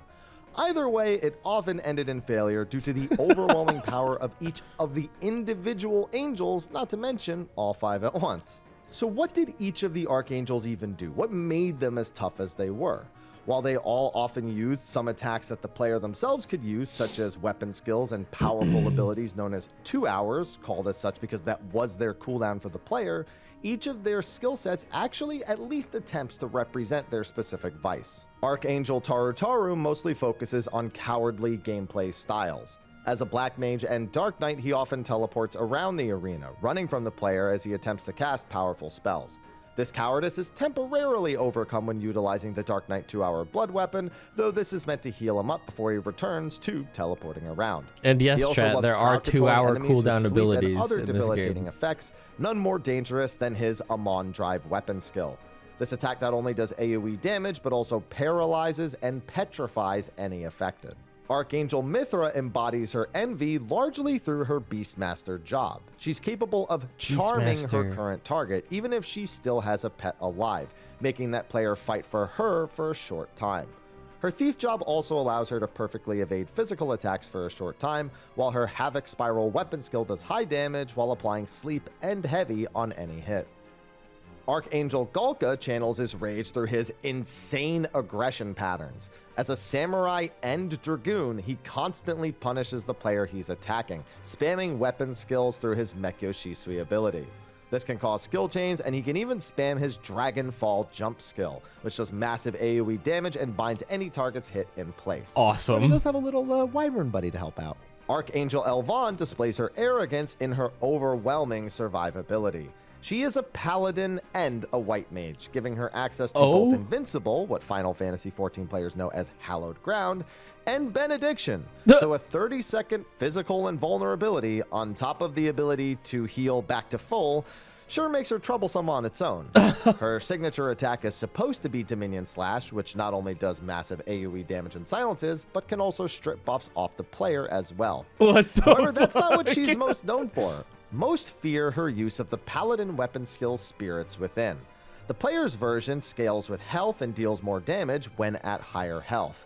And given that Archangel Elvon has a lot more health than you do, hers can do thousands of points of damage to the player she hits, instantly killing them. This makes Benediction even more threatening, as it brings her health back up to full and gives her more chances to one-shot whoever she's hitting. Finally, Archangel Hume's apathy isn't actually too strongly embodied, although I kind of have a funny thing that I'm sure isn't intended for it. He's a ninja and a warrior, which is by far the most standard job combo of all of the Archangels, and can use Mighty Strikes to ensure all of his physical attacks are crits. His Crossreaver Conal can do really high damage and stun, but his most threatening attack is the Ninja 2-hour Mijin Gakure. When the player uses this skill, it acts as a self-destruct, killing the player and dealing damage to the target based on the player's health at that time. Higher health means higher damage. Well, in case you didn't learn what happened with Archangel Elvon, the Hume's Mijin Gakure does indeed cause him to explode and deal massive AoE damage to everybody he hits, which can often one-shot, if not, well, it can one-shot several people, but it can also just completely wipe the entire team. However, his doesn't actually kill him. He lays on the ground briefly and then just gets back up. And if apathy is supposed to be laziness, I mean, I guess him just laying down is as close as you really get to that. None of his other skills really embody apathy very well. These 5 built their reputation on their difficulty, barring players from completing the story or earning the Divine Might reward. Nowadays, there are even harder versions of them. There's the level 99 versions, which can be fought from the very easy to very hard difficulty, as well as a higher level version of Divine Might with the same difficulty options. There's even what's called a master trial called Crystal Paradise, where a group of only 6 players must not only tackle all 5 Archangels at the same time, but also the Xylart brothers Ealdnark and Camlanot, earning a level 1 glam weapon if you manage to defeat it, the Hedron Dagger. So while these characters do have some story involvement and definitely have a lore background that can actually be quite branching when you get into the original Curse of Prometheus, something I covered a little bit in the Prish video, as actual characters, that's not why they're really known. They're kind of cool looking, they're dark, they're gritty, they're edgy, to say the least. and they just have a reputation for being player killers. Now, do I expect that to happen in the Final Fantasy XI raid in Final Fantasy XIV? Not that much. We have been told that compared to the previous expansion's 24-man raids, that this one will be a little bit more difficult. It's expected that most groups on week 1 will probably wipe a handful of times before they're able to clear the entire thing. And the Archangels could very well be a place where we see that. We also know that we're going to be seeing some more Final Fantasy XIV-esque skills from these characters in that raid. We can see Archangel Elvon using the Paladin Wings skill, as well as the Black Mage dropping a meteor out of the sky, which is very much the Final Fantasy XIV style of meteor and not the 11 style one, which would result in disaster. That being said, their reputation and their appearance have carried them for decades now as popular characters. They should make it really like Final Fantasy XI, and if you wipe, everyone goes down a level, and they have to leave the instance, level up again, and then go back in. We expect that to continue to be the case as they're introduced into Final Fantasy XIV, albeit not quite to the same level. And that's going to be a wrap for my video on the Archangels of Final Fantasy XI. Be sure to comment below if you have your own stories in regards to the Final Fantasy XI days. That would be funny as fuck. Your first defeat of any of these individually, your attempts at Divine Might, your failures, whatever. Most Final Fantasy XI players really remember the times where they got their skulls kicked in, and not so much about their clutch wins. Although usually the clutch wins are because of their skulls being kicked in and just barely surviving, so I guess they do kind of come hand in hand. But anyway, all right, we're going to watch some more of these, but thanks, Mr. Happy, again for that one. Do me a favor, just to open that YouTube tab real quick, leave a like on it, and then come back if you want. I need to use the restroom real quick, and then we're going to watch the next one, but I'll be right back.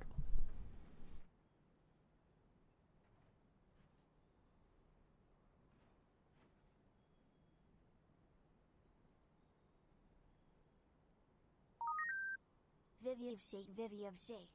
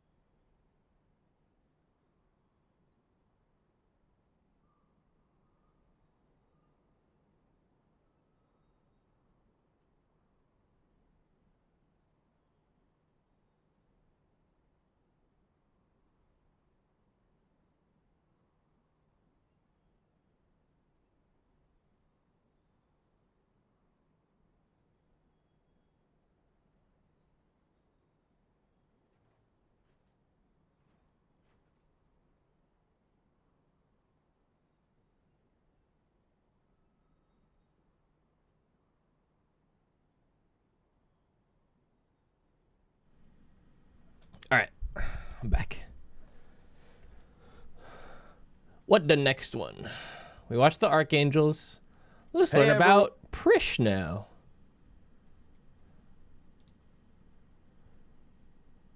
The Grand Blue character.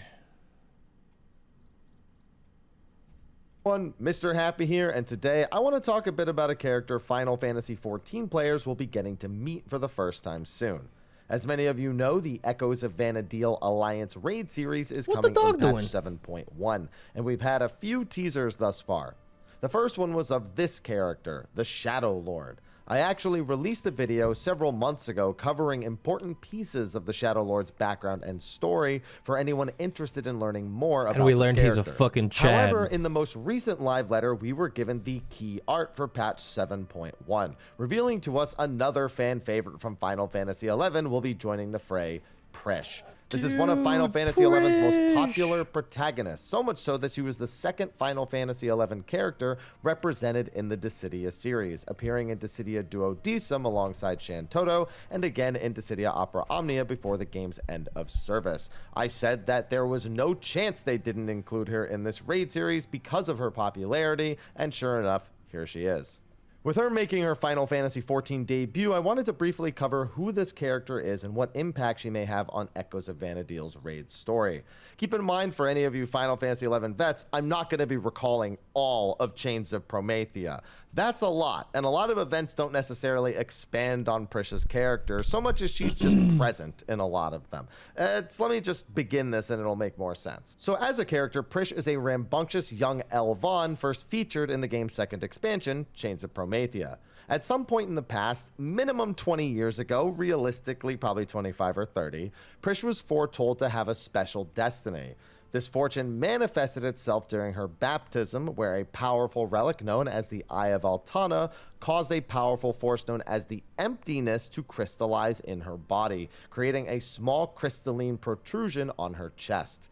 This event caused her to cease aging and for her to become basically undamageable in battle, granting her so she's immortality. Because of this, she was locked away in the cathedral in Tavnasia, her homeland, and labeled the Abhorrent One. But this would do little to dissuade her from her supposed destiny.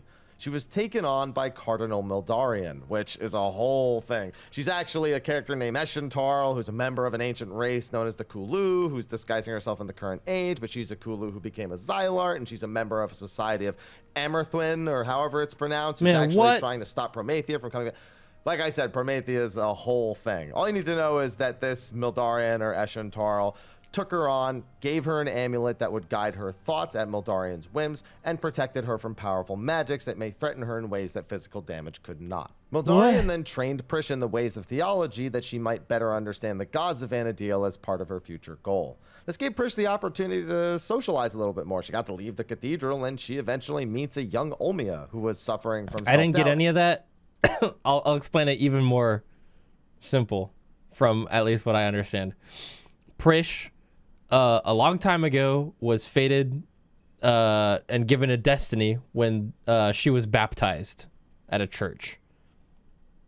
When she was baptized, that destiny, or fate, or whatever you want to call it, caused a crystal protrusion to come slightly out of her chest, made it so she can't age, and made it so she's basically invincible to, like, physical damage.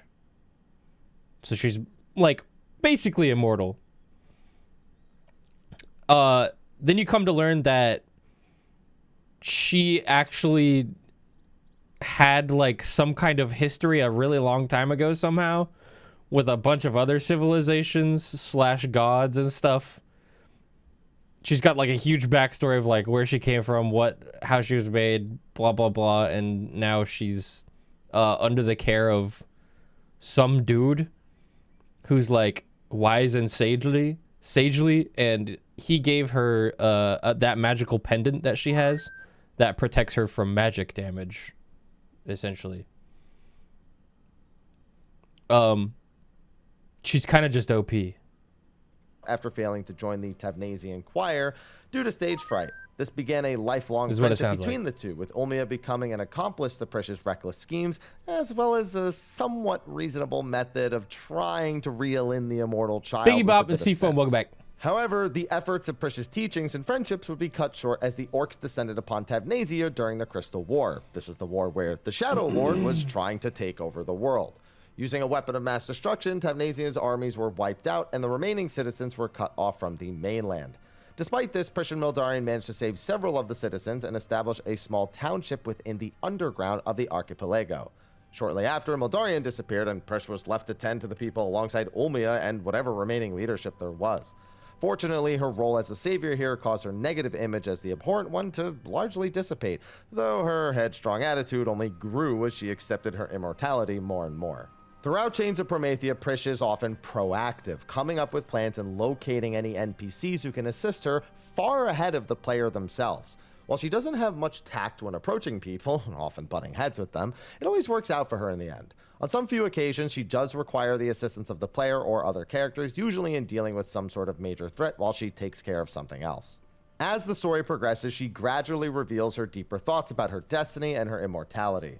This comes to a head when she is led to believe she is the Keeper of the Apocalypse, a being designated to be the vessel of the Twilight god Promethea, so that he may return to Vana'diel and take his revenge on mankind for their sins. She reveals how little she values her own life, seeing it as inconsequential, and how she would gladly allow herself to die if it meant the opportunity to slay Promethea when he took her as his vessel. While her role as the Keeper is taken from her throughout the story, this attitude would continue in her desire to rush headlong into any life-threatening scenario if it meant her life having some sort of meaning. Prisha is present in all of the most major parts of the Chains of Promethea story. There are several points where it branches off, and not every character is present, so she's not there for absolutely everything, but all of the most important story beats, she's really there. And she has a direct role in a lot of the confrontations that, places where she can make use of her resistance to battle damage. She confronts Bahamut directly, along with his minions, and communes with him on multiple occasions in an attempt to forestall the Worm King's advances to eliminate mankind. She is present in the final encounter against Promethea himself, assisting the player directly in combat. When Promethea is weakened, she uses a piece of magicite known as the Star of Tavnasia to crystallize the emptiness inside of him, greatly weakening him and allowing the adventurer to eliminate him with the light of the Mother Crystals. After this event, Prish laments on her eternal life one final time before the magicite in her chest magically vanishes, restoring the emptiness within her and granting her mortality once again. She accepts mortality as a blessing, coming to terms with her emotions before running off, ending out the expansion. Her story doesn't end there, though. She continues to grapple with mortality after the events of the story, and it changes her substantially. She begins acting like she kind of believes a person her age and in her position as a theologian should. She's kind, polite, even a little bit shy. This is short-lived, however, as when faced with a new Keeper of the Apocalypse, Prish returns to her former attitude and joins the party in taking on the new Keeper. That's she has cool. Omia to thank for this, though. Omia really kind of gets some sense into her, I suppose. While she actually sustains battle damage now, this doesn't stop her from basically approaching enemies as she would before. She directly tries to protect Olmia by taking on the Shadow Lord 1 versus 1, and just puts her battle prowess to good use however she can. In fact, an image of her appears in the conclusion of Rhapsodies of Vana'diel, the game's swan song story, as her and the other heroines from the various expansions team up to battle the emptiness protruding from one of the Mother Crystals, taking shape as the Cloud of Darkness. Prish's attitude and fearlessness help propel her popularity amongst the player base, while her proactive ability ensures she's never really helpless or unable to act. Damn. In the few times she really needs the help of the player, such as when her mind is trapped in the dream world of Dynamis by Diablos, her consciousness within that realm is still the same behavior as she would normally be. While her outlook on life is definitely a bleak one, she never really lets it stop her, using her immortality as a gift as much as she possibly can until it's taken from her, at which point she gains a sense of fulfillment and purpose in what she had accomplished. So how does that tie into Final Fantasy XIV? How might they utilize her character and the bounds of Heidelin's world? Well, for one, it's worth noting, this is not Final Fantasy XI within 14. They're not like joint worlds here. Yoshida himself said that this is Final Fantasy XIV, and these characters in this scenario are going to be worked into the world and lore. It's similar to how Ivalice is in the game, but it's not the Ivalice from Tactics or 12. They're not like inextricably bound now. No, it's just Final Fantasy XIV's take on Ivalice. That being said, Prish has a lot of character aspects that can be utilized. Her immortality is a big one. Her role as the Keeper of the Apocalypse is very likely to play a major role. And Prish is actually part of a lot more storylines than she's actively present in. In fact, Chains of Promethea is kind of the end, sort of a little kind of mini arc that's not ever explicitly stated within the game, but there's enough quests tying them together that you can kind of call it part of the arc of the Xylart and the Kulu. This actually has ties to the game's base story and the first expansion, Rise of the Xylart. The Shadow Lord's creation, which I covered in my Shadow Lord video, is actually caused by the Star of Tavnasia. That relic's actually a piece of her magicite that broke off and poisoned the minds of the Northlands expedition, leading directly to the events that create the Shadow Lord. His resurrection defeat then prompts the Xylarch to come out of hiding and attempt to open the gates of paradise, which would destroy all mankind. I was going to say, I thought that was originally Odin, cursed mankind for even it wasn't attempting like a to direct reach paradise. cause. So all of these things kind of tied together in a way where Prish can be given really any sort of agency. They don't have to tackle every little bit of her. I think the most important thing is that she is that kind of headstrong, rambunctious character that people remember her for. If she's the more timid or shy version, it would probably be a little bit strange, unless she starts out that way and then gradually works to being her more confident self. There's room for her character to be different and grow and still kind of hit the same story beats as they did in Chains of Promethea, and provide something that's not just in line with the Final Fantasy XI players' expectation, but something that the Final Fantasy XIV players will understand why she was such a popular character, why she was chosen for Dissidia Duodecim, though you get a pretty good idea of her character if you've ever played Dissidia Duodecim as well, with how kind of in your face she is. Some of her battle lines are really funny at that. Do you guys think this is gonna, this raid's gonna have to do with I do think that the Ethereal Sea or the Crystal Tower, the goddess from Final Fantasy XI, basically their Hydaelyn equivalent, are likely to be the final bosses. If Promethea is, I hope that's how that it would starts. make sense, but I wouldn't be surprised to see them kind of pull a weird I'm thing just where hoping they don't do somehow Nier make again the way they did it as some sort of alternate Hydaelyn. we're just like, oh, this sense, is like this is just here the whole time. Misguided version of it. It really depends on where the story goes, and there are a lot of ways that it really can go. I think they are going to feature a lot of the most major protagonists from Final Fantasy XI's base story and first two expansions. I expect the Shadow Lord. I expect the Archangels, which are basically like ultra versions of the player races that are available. You have the Xylark, Camlanot, and Ealdnark. You could also use Nagmaloda, who's another character from Chains of Promethea, Ashentarl, Promethea. I know some people are thinking Absolute Virtue. I think that ship has sailed. I think the version in BA is as much as we'll ever see of that. But there are a lot of villains throughout Chains of Promethea. I don't think they'll use any of the Bahamut stuff or any of his kin. Maybe they'll use Oryu as a dragon. That's one of Bahamut's minions. You know, there's of course, essentially the Brood is kind of here. There's a Tiamat. There's a Vritra.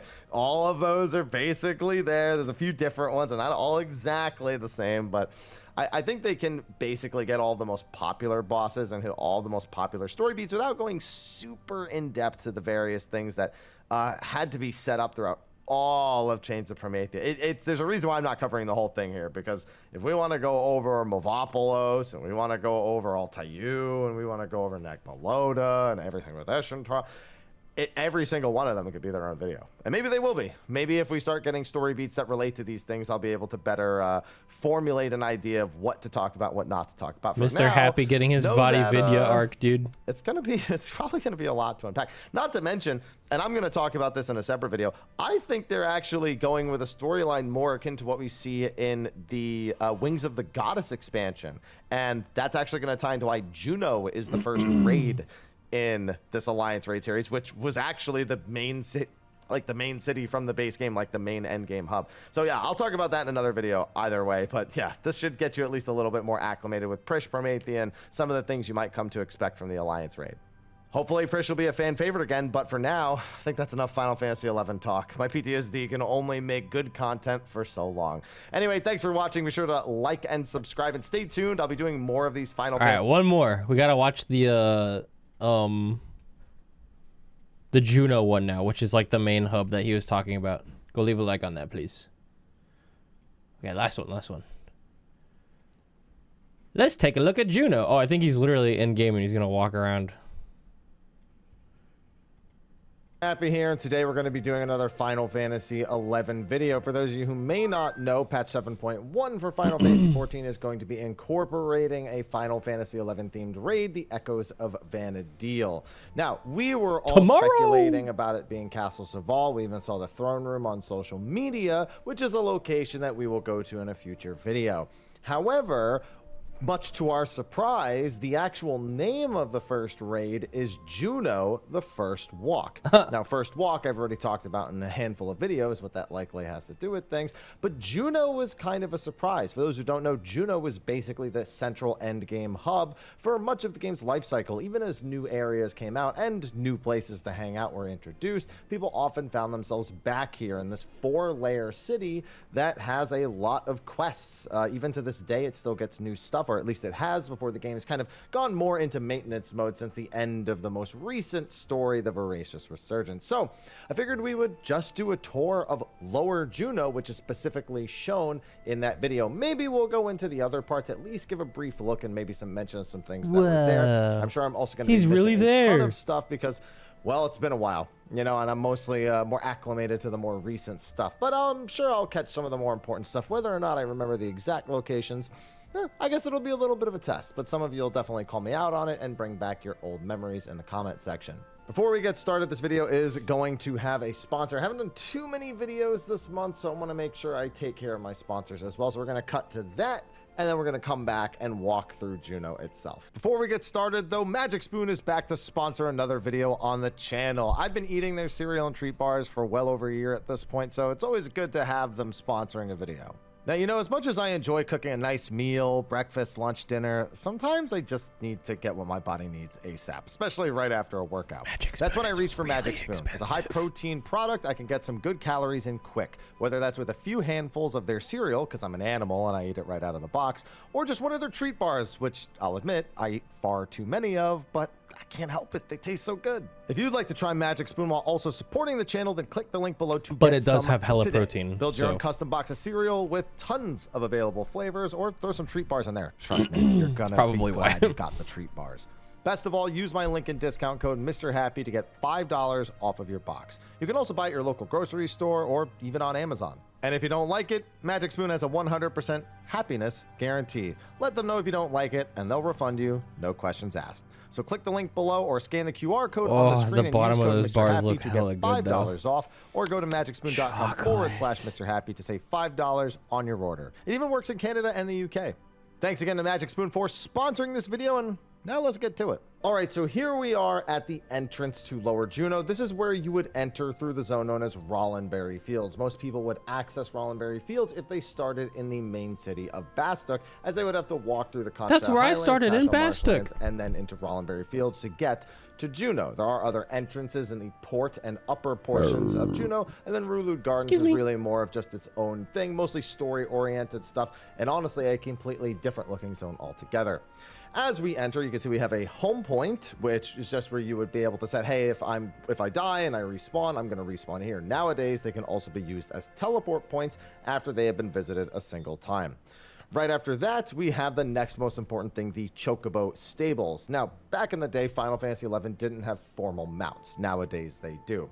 And as such, at level 20 in Upper Juno, you had to earn a Chocobo license by trading an item. That quest used to take minimum 5 to 6 hours, depending on when you actually got around to doing it.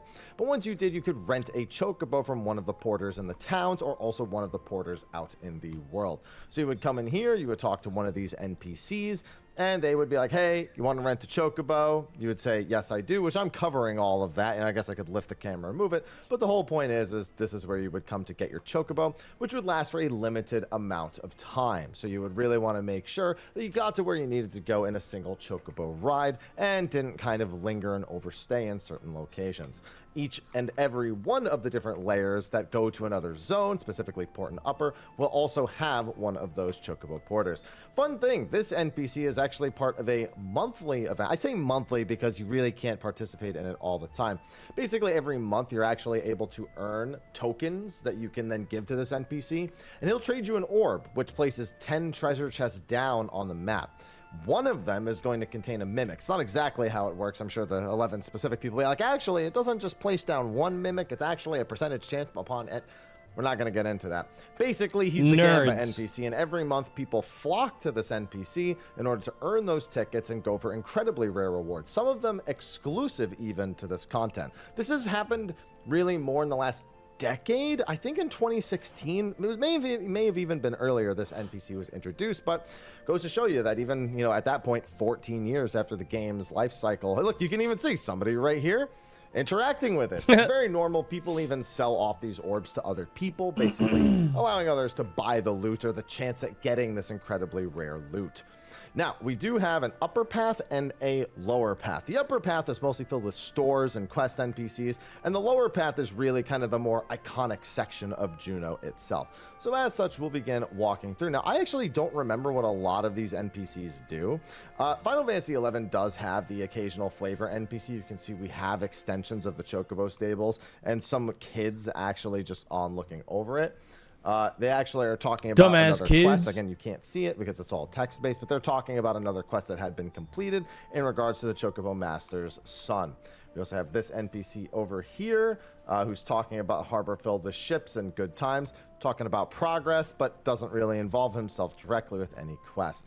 Now, I don't really remember if any of these NPCs do anything in particular, but here on the right we have a merchant's house. If I recall correctly, there was a quest involved here, but I don't quite remember which one. None of it's really coming back to me. I thought you were too. He should be back. And oh, well, it looks like we're going into the quest. Ah, okay. So this is a quest that's part of, I think it gives you like a level 45 cape or something like that. Is this the green cape quest? Essentially, the Cardians are a creation of the city of Windurst, one of the starting cities, and this involves some of the missing ones. We're going to skip through this again. It's been a long time since I've done this quest, but yeah, this is the Two of Swords, and you get a key item that I think is also the Two of Swords from this quest, and then there's a follow-up quest you have to do afterwards, which I think actually happens back in Windurst. So that was the thing. There were no quest markers in Final Fantasy XI. You either had to talk to all the NPCs and look how meet small the conditions to do a quest, Tartaros are in this. Reputation with the city itself, completing a prerequisite quest, being on literally the like class, the size of his any fist. number of things could have been the prerequisite.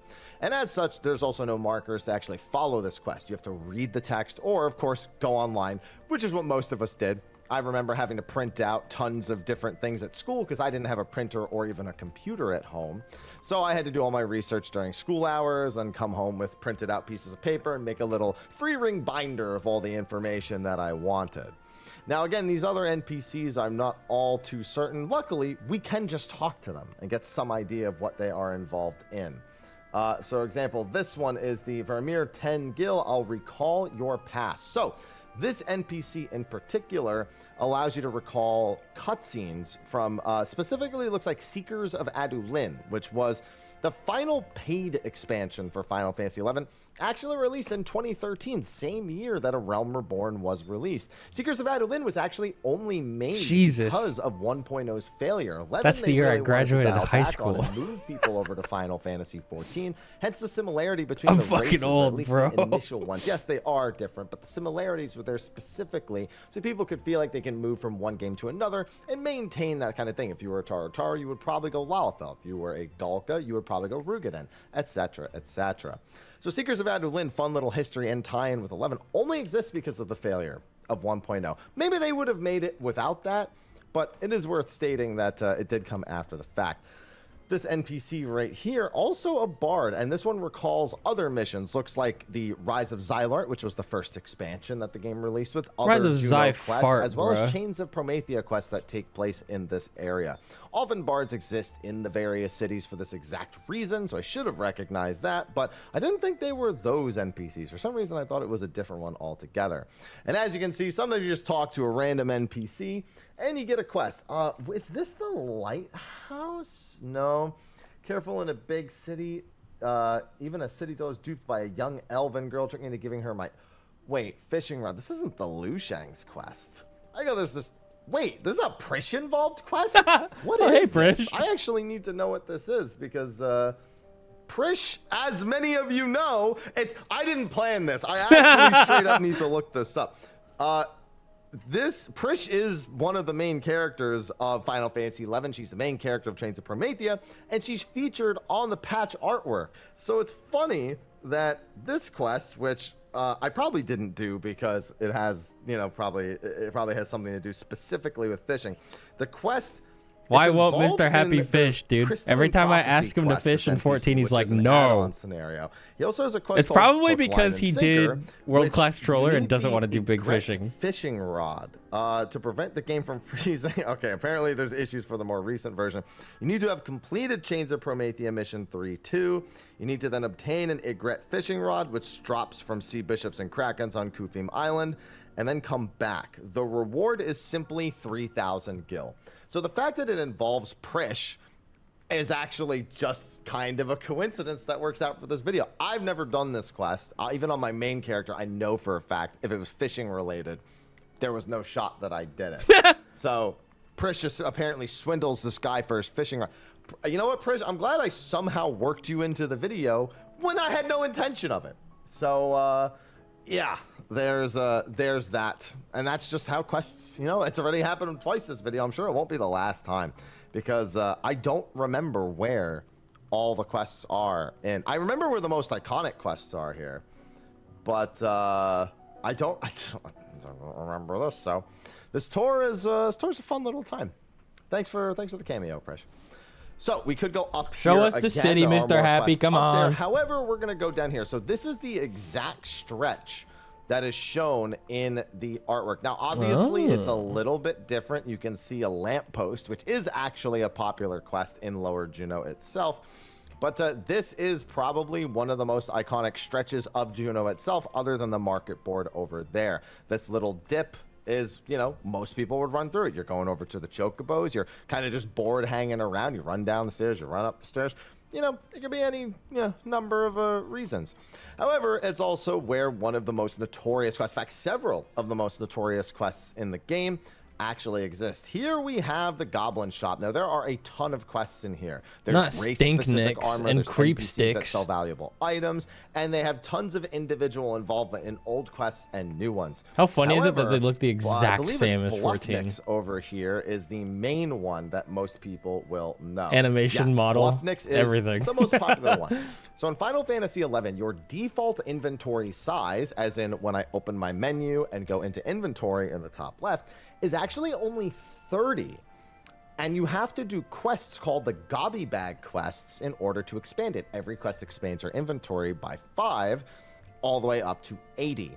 Bluffnix is the quest giver for that. He will ask you to bring him 4 individual items that can be crafted, or a separate item that is something newer to the game, something meant to, quote, ease the progression of the Gobby Bag quest.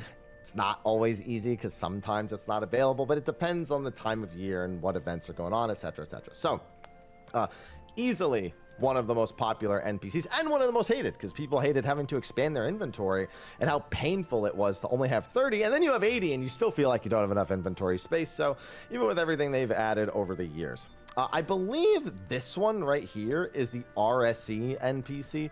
If not, it's one of the ones in here. It's been a little while, but they just be standing on shit. Sell something that I don't remember. No, Muckfix is part of the quests. It's part of the Magicite quest. One of the main story quests in the base game is what Muckfix is involved in. But I'm almost certain that the race-specific armor comes from a quest that this one has. So we are then gonna. They for real just be fucking standing you around. Have an important quest too. Get a job, maybe bro. Zalsum's the RSE NPC. I remember it being in this hallway. Oh no, Zalsum is okay. So Zalsum was introduced in the Treasures of Otter-Gon expansion, and essentially that every expansion, I guess not every expansion, but similar to Final Fantasy XIV, there are different sorts of legendary weapons. This game is actually where the term relic weapon largely comes from. Leave me alone, Spam Risk. I'm in the middle of recording a tour video for Juneau. And in the base game, they're just called relic weapons. In the Treasures of Otter-Gon expansion, they're referred to as mythic weapons. However, mythic weapons also come with mythic weapon skills, and there were ways to earn those weapon skills without actually having the weapons. Zalsum was the way that that was done. So you would take a mythic weapon that you would take a weapon that allowed you to learn the skill to him while meeting other prerequisites we won't get into. And then he this is would a basically 40-minute video, to dude. earn We'll start skimming around. I thought he was going to actually show us the city. Really smart players, normal quests like, you know, this is my Winder's quest, tuning in, waking dreams, etc. Records of Eminence is like, you know, gain 5,000 experience, vanquish 200 enemies, you know, deal 500 plus, sell like juices and stuff. There is another quest. I think I pretty much sell every map in the game. And then I know also sell the quest reward. Who was made to do hard work for no too. Yeah, you need to bring an Aramon lens to him, and then you have to like take it to the maze of Shakrami. This video is actually not a tour of Juneau, and it's a tour of Mr. Happy's grievances he has with Juneau. It's just him reliving all his past traumas from this town. Enika. I think this might actually be the Beastmaster quest. I just met the weirdest elven kid. No, last bit. There might be Neptune's Spire. Go and beat a bunch of super bosses and bring their items back. Ninja tools for them to use. For Final Fantasy XI, port you to certain fat gear. but you don't really want to play Paladin anymore, you don't plan on playing it anytime soon, you pay him to store your items on time. There's also work our way doing a log house about one of the locations that we have seen in the raids. We'll be doing more of these, trying to give some history to those areas for those non-Final Fantasy XI players, and hopefully you will enjoy all of those. Anyway, thanks for watching. Be sure to like and subscribe. Dude, the servers go down in 45 minutes. Well, we're all caught up now. I tried to say that and it just came out as Walt. What did they just do? What was that?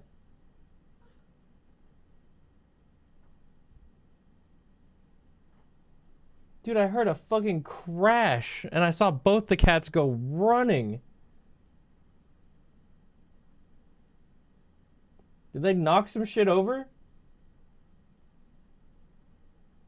We're gonna crash. Everyone, don't forget to travel if you need. They said in the maintenance notes that they're going to be returning everybody to their homeworlds during maintenance, so don't think that's gonna happen. I'm gonna try anyways, but yeah. If you could do me a favor and go leave a like on that Mr. Happy video we just watched. What'd they do? He dropped, I don't know, one of the cats, whatever. What? I said, what did they do? V said, I don't know. One of the cats dropped, I don't know, whatever. So, I don't know what the fuck happened.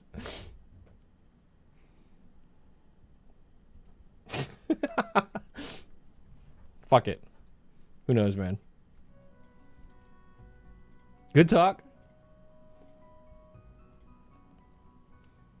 Yeah, I'm still gonna try to log out on Dynamis just in case they change their mind or whatever, but I don't think it's gonna do anything.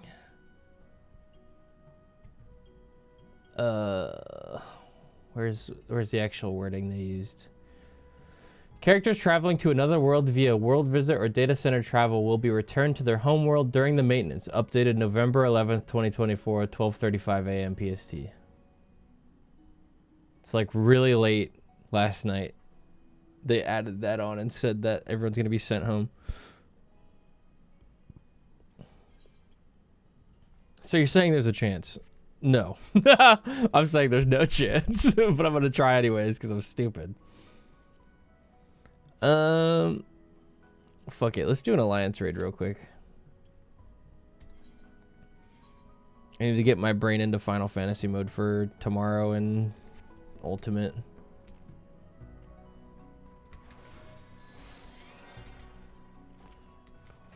All this damn Minecraft.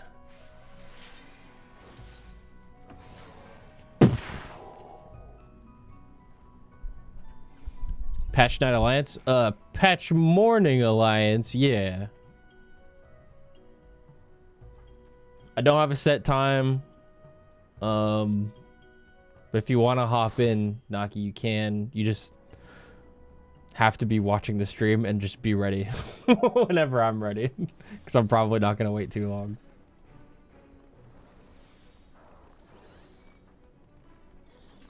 Ultimate's on the 26th.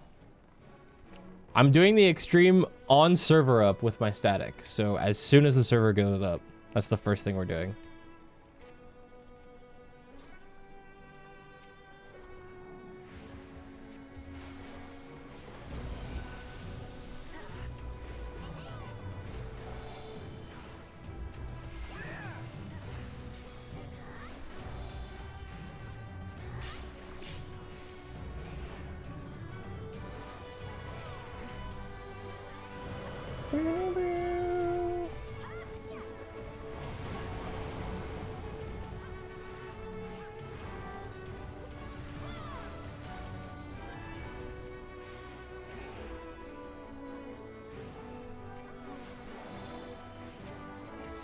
Have some cards, Mr. Tank.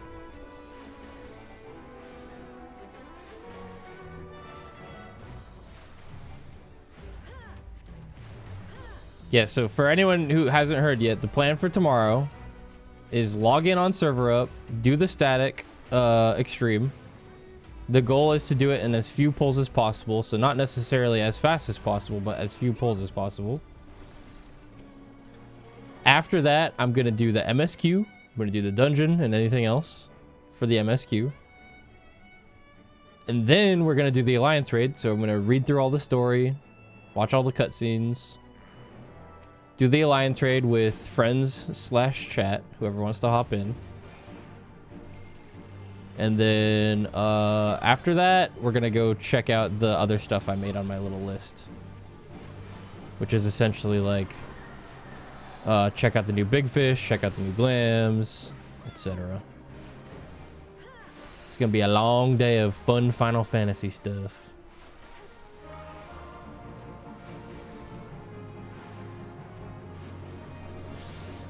They're gonna blow up!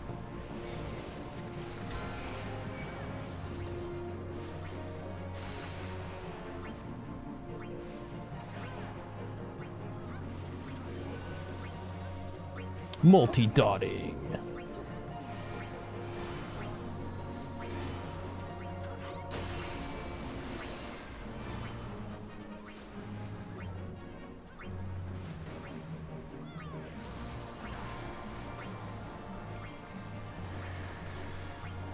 Go, little dragoon!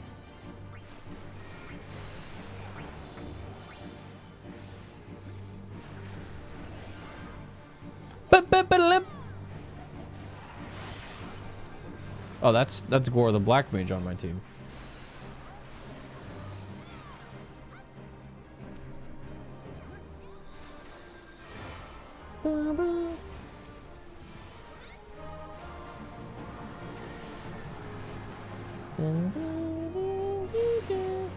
Yeah, I'm gonna have to set an alarm for server up. My sleep schedule is fucked right now. Same. Oh, I wasn't looking. Okay, I'm good. No! I woke up like 4 hours ago. I'm so cooked. I'm probably gonna end stream pretty quick after this.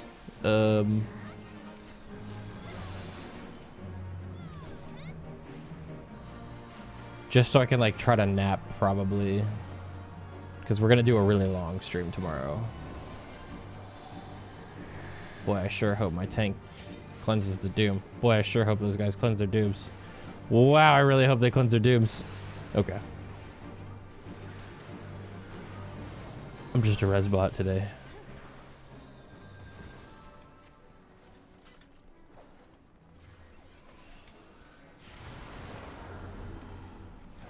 Ugh. They did not, in fact, cleanse their dooms. In fact, they just fucking died.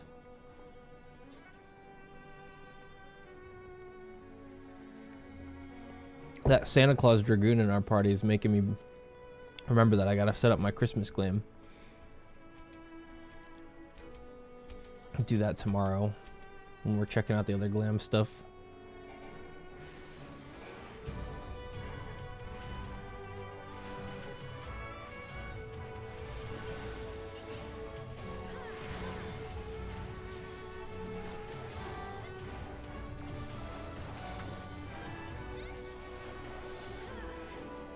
What'd they do? What'd they do? Mia just started tweaking over some fucking reason. They're fighting right now. They're Like, chasing each other. Yoko was laying on the couch right next to my desk, and she was fine. Uh-huh. And Mia tweaking scared Yoko, so Yoko started freaking out, and she kicked my glass of water, which spilled on my keyboard, my mouse, my stream deck, that alarm clock you got me, and my controller. And I don't know if anything's fucked up yet. Don't turn it on, especially the alarm clock. Oh no.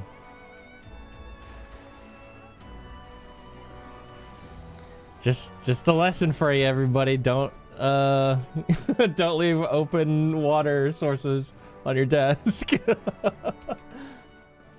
Fucking cats, man.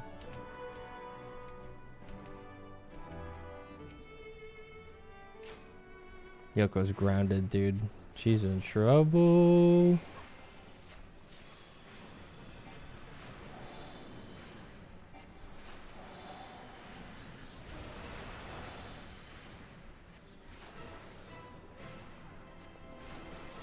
Don't drink water. Understood.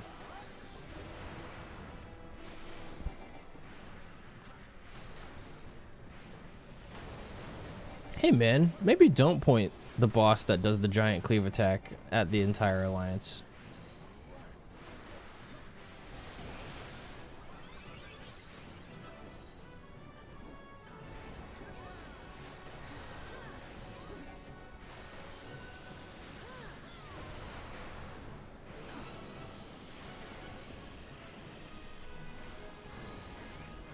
Big cleave damage.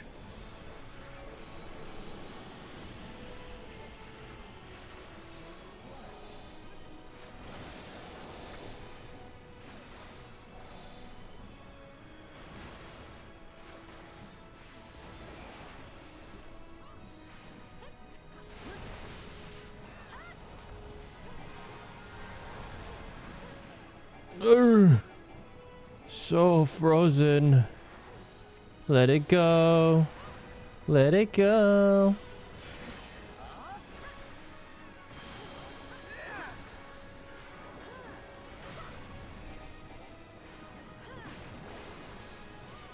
Chills.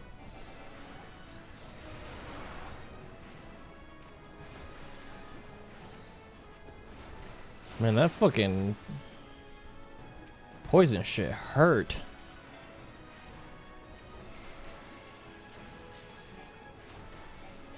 Is this one the shield? Yeah.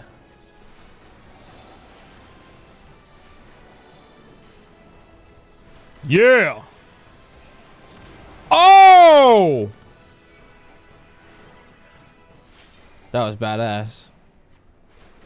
That's exactly what I would have did, yep.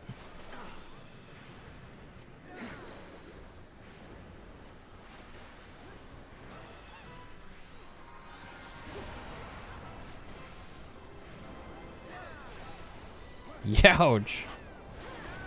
Oh, yeah. Thank you.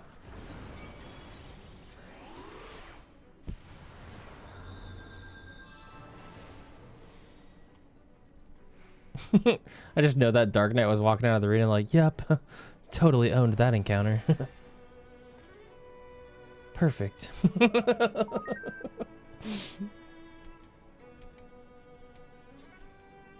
Music Pride, welcome back. Thanks for the resub.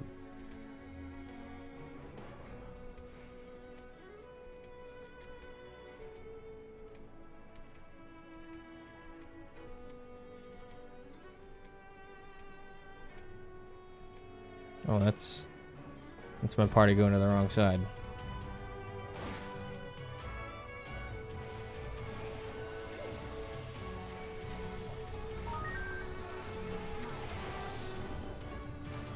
Get away from me, foul beast!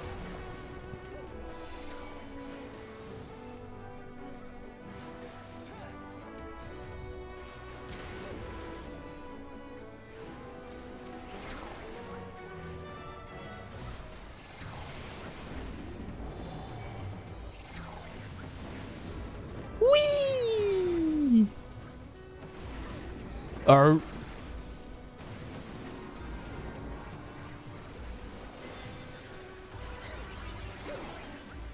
Don't be near me!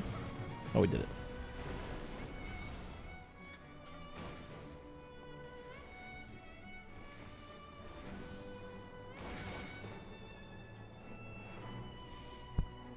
Y'all ever just study so hard for an exam you get a blister from writing notes? Nope. I have a degree and I didn't study at all. You know what my study technique was? Go, oh yeah, I have an exam today. And then fucking read like literally anything, even if it didn't have to do with the exam, for like 30 minutes before it started. And then go, welp, I'm fucked. And then do fine anyways.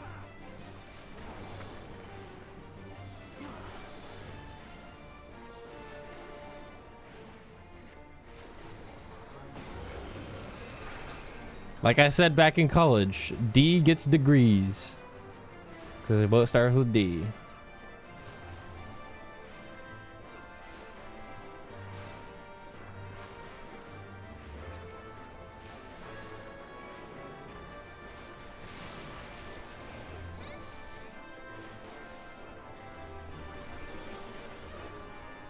Isn't it C's get degrees? Oh, D's do too, I learned.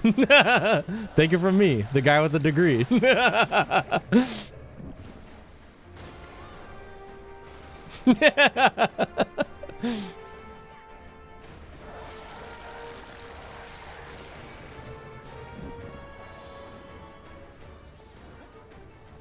Oh God.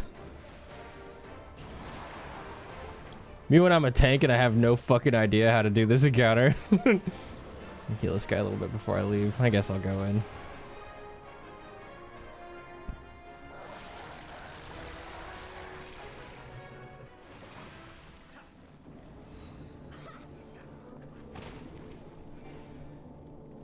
Oh, they get it all? Oh shit. Nice.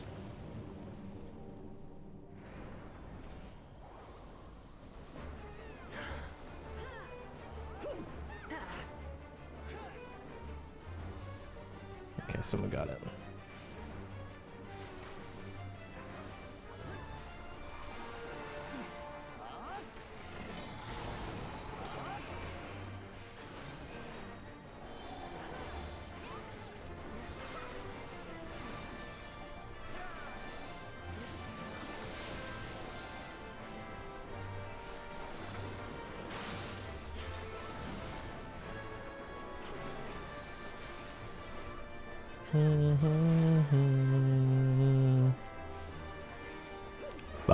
Excuse me.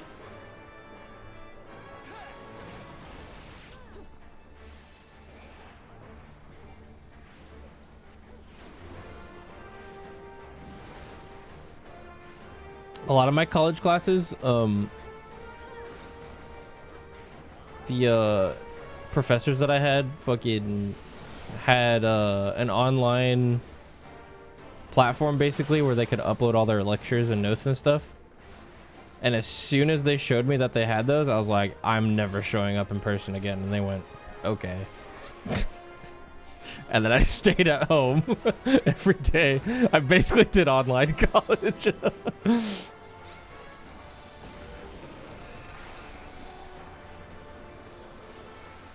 Unless there was a class where the instructor was like super fucking egotistical and they're like, there's attendance points even though you're grown as adults paying for this course. You have to show up at 7 a.m.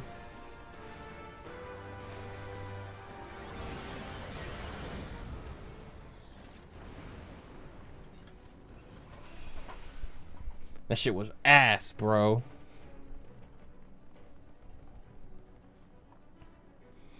Yep.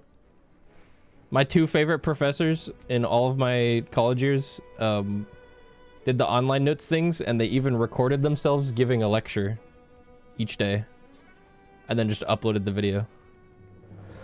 And they were like, you guys are grown-ass adults, you got your shit to do, and you pay for this. So if you would rather sit at home and you learn better at home, then fucking just do that. Who am I to tell you otherwise? And I was like, based. And you know what? Everyone got good grades in those classes. Isn't that crazy?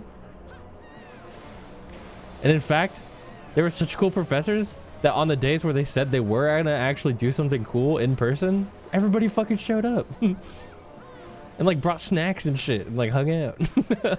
Those are the best classes. One of those instructors was like, for class today, we're gonna watch The Matrix because there's one line that I'm gonna quote in this lecture for something like almost entirely unrelated. But we should watch the whole movie instead. And so everyone was like, okay. And then we just showed up and watched The Matrix. He's like, all right, everybody, good job today. You all got 50 extra credit points. I don't know.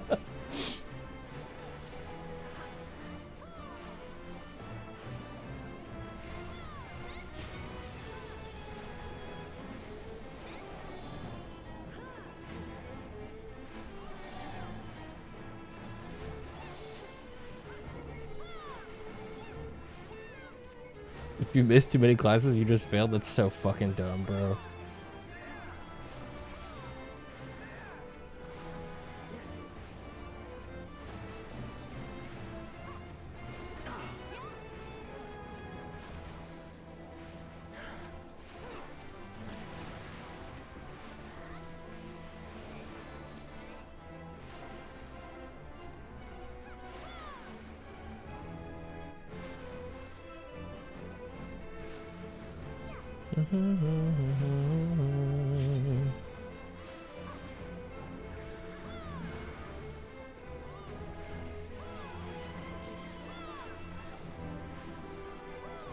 Have some cards.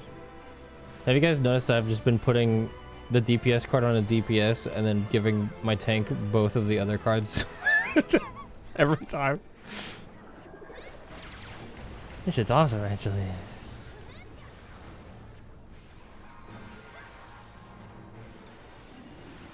Actually, I don't fucking care. I was about to rescue someone, and then I remembered this is a really old raid, and we'll kill it anyways. I'm struggling to memorize these ass cards this time for some reason. I mean, 4 of them are just like mit or healing, and 2 of them are DPS cards. You can for real get away with just treating them all like that in most content.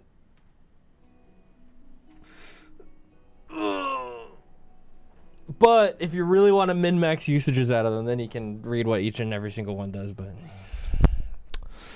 it really fucking doesn't matter. If you clearing the fight or not depends on if you use the correct card on the exact correct player at the exact correct moment, you've got bigger problems.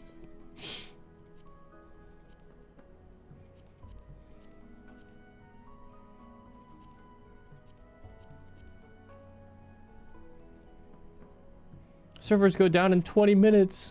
Aye!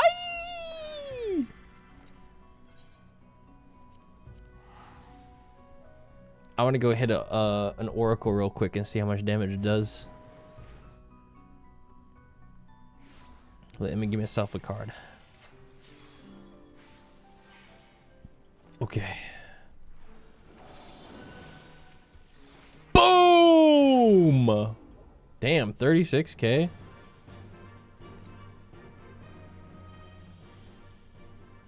Job patch notes, please. Those aren't out yet, are they? They did put out the maintenance message, but I doubt they usually put them out during maintenance or like as it's about to end. I'll check though just in case. I don't think I've ever seen them come up while the servers were still active. Yeah, they're not up yet. We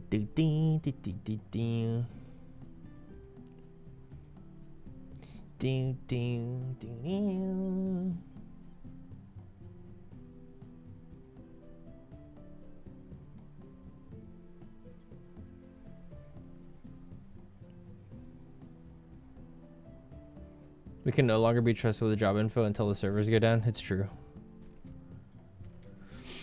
Oh, you saying Hyosha reminded me. I don't think I actually finished my Ninja Bis completely. I need to see what I still need.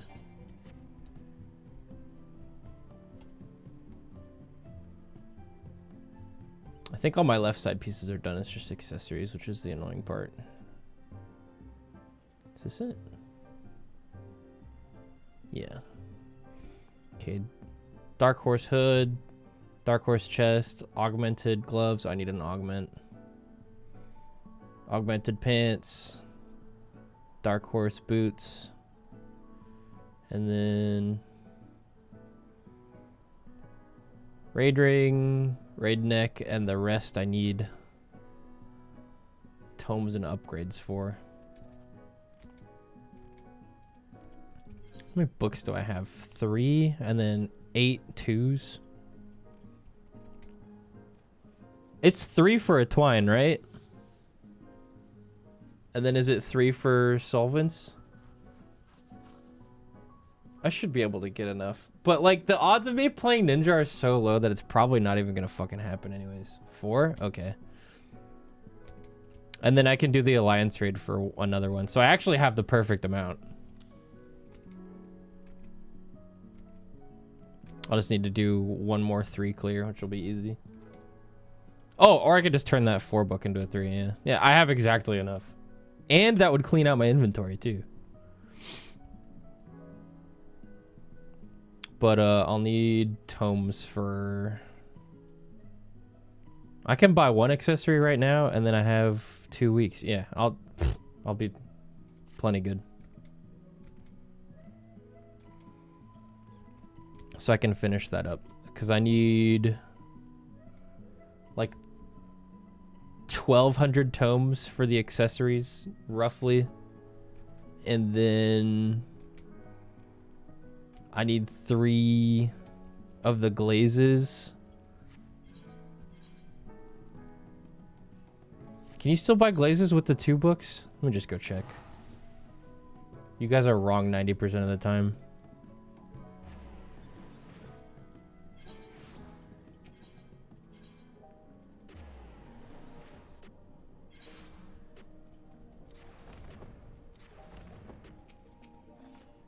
I appreciate the 10%.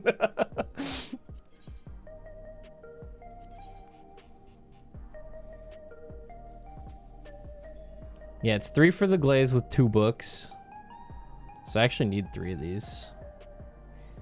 Ding, ding, ding, ding. Ding, ding, ding, ding, ding, ding, ding. And then can I get some with nuts too? Wait, do I have any of these? No. 2 glazes. And then turn this into a 3 book. And then get a twine.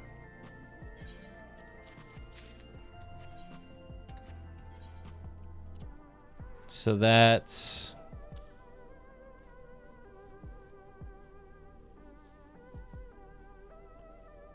I just need 1 more solvent. Or not solvent, glaze. And then I need to buy...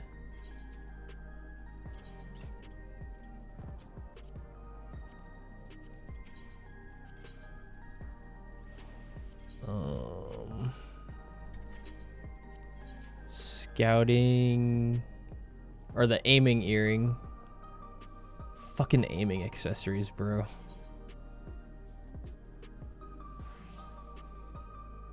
That's the wrong one. What am I doing? Dun, dun, dun. Dun, dun. That's the wrong one too. Dun, dun, dun. Quetzal cuffs of aiming. And then I need the bracelet and a ring. I'll have plenty of time for this. I need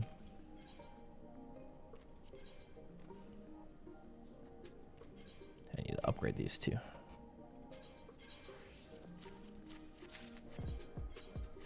Down, down, down, down. Down, down, down, down, down, down.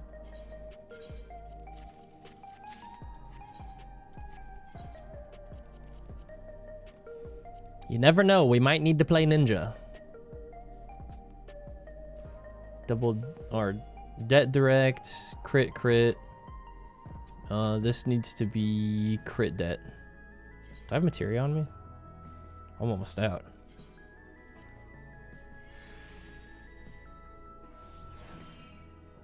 I wouldn't mind having to play ninja for the ultimate, by the way. I love playing ninja. It was actually really fun on top, I'm not gonna lie.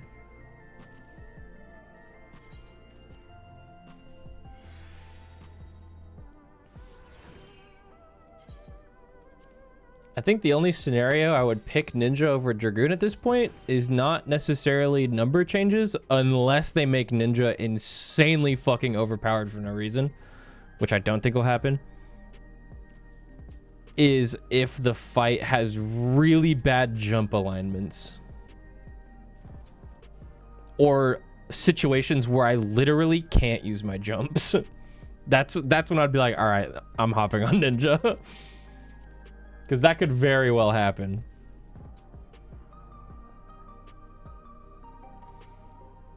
All right, next week I'll get my bracelet, and then the week after that. Well, tomorrow I'll get my bracelet, and then on the 19th week I'll get the other ring, and then I'll be set. for Dragoon Ninja. And then conversely, I'll also be set for Reaper Viper. Actually, I won't, because I won't have Viper unlocked by then, probably. But I'll have the Reaper swap. Yeah, but like, think about something like the ice floor mechanic in E8S. Like, imagine if that was a situation where it was ice floor, but like for a mechanical purpose, we had to be far away from the boss and then slide somewhere not close to the boss again. There's a situation where jumps could either be like literally the best thing possible or unusable, and there's like no in between. So having Ninja as a backup so that I can become a caster if I need to for 30 seconds is a good fallback option.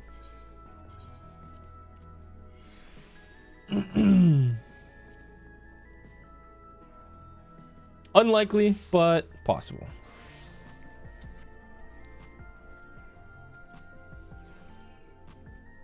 Yeah, Shikuchi works for ice floor too.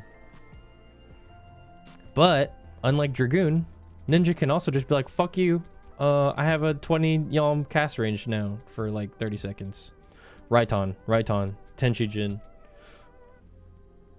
Bunshin. Fuck you. 8 more Raitons. Hyosho.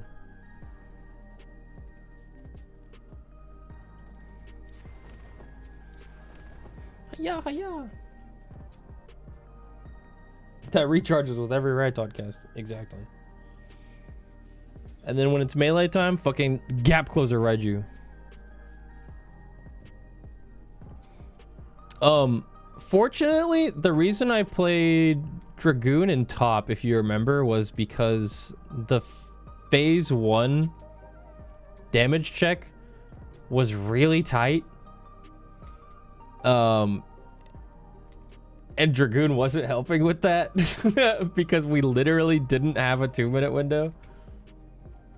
So Dragoon was just like, yep. That's all I got. And then the phase ended. So they were just like, there wasn't a whole lot of room. That's fixed now because Dragoon can just enter life window on Gears Gogol casts. So unless there's a reason why having jumps is a bad idea, I'm playing Dragoon.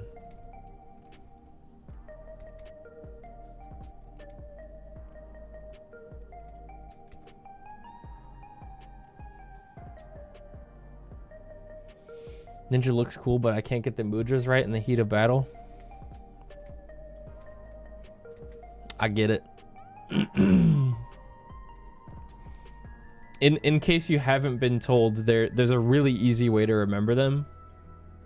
And you don't even need to know like the names of them at all, or like the exact orders that you need to press them in. You actually, all you need to do is just remember how many buttons you need to press for it and which one to end on. And you might be saying, what? No, there's no way. No, seriously, watch this. A Raiton is 2 inputs and ending on the orange one. So blue, orange. 2 inputs, end on the orange one. That was green or yellow, orange. It's the same thing.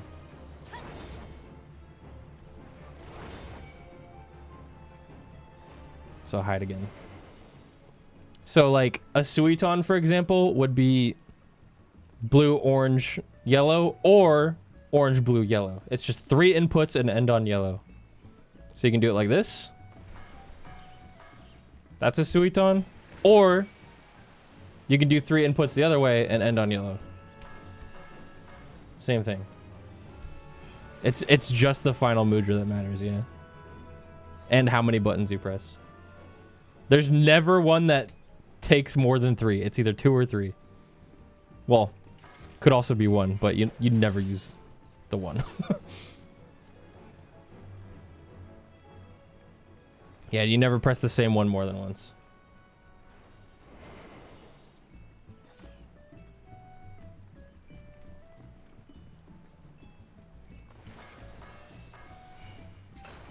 Doton. Doton.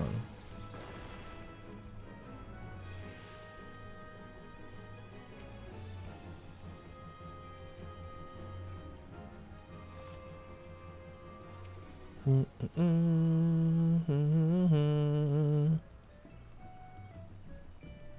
5 million Dotons. All right. I think they're gonna send us back home during maintenance, but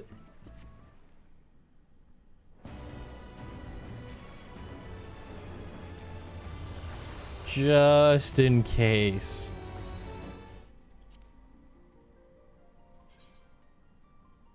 Unable to submit data center visit requests at this time. Oh, they literally turned it off already. Well.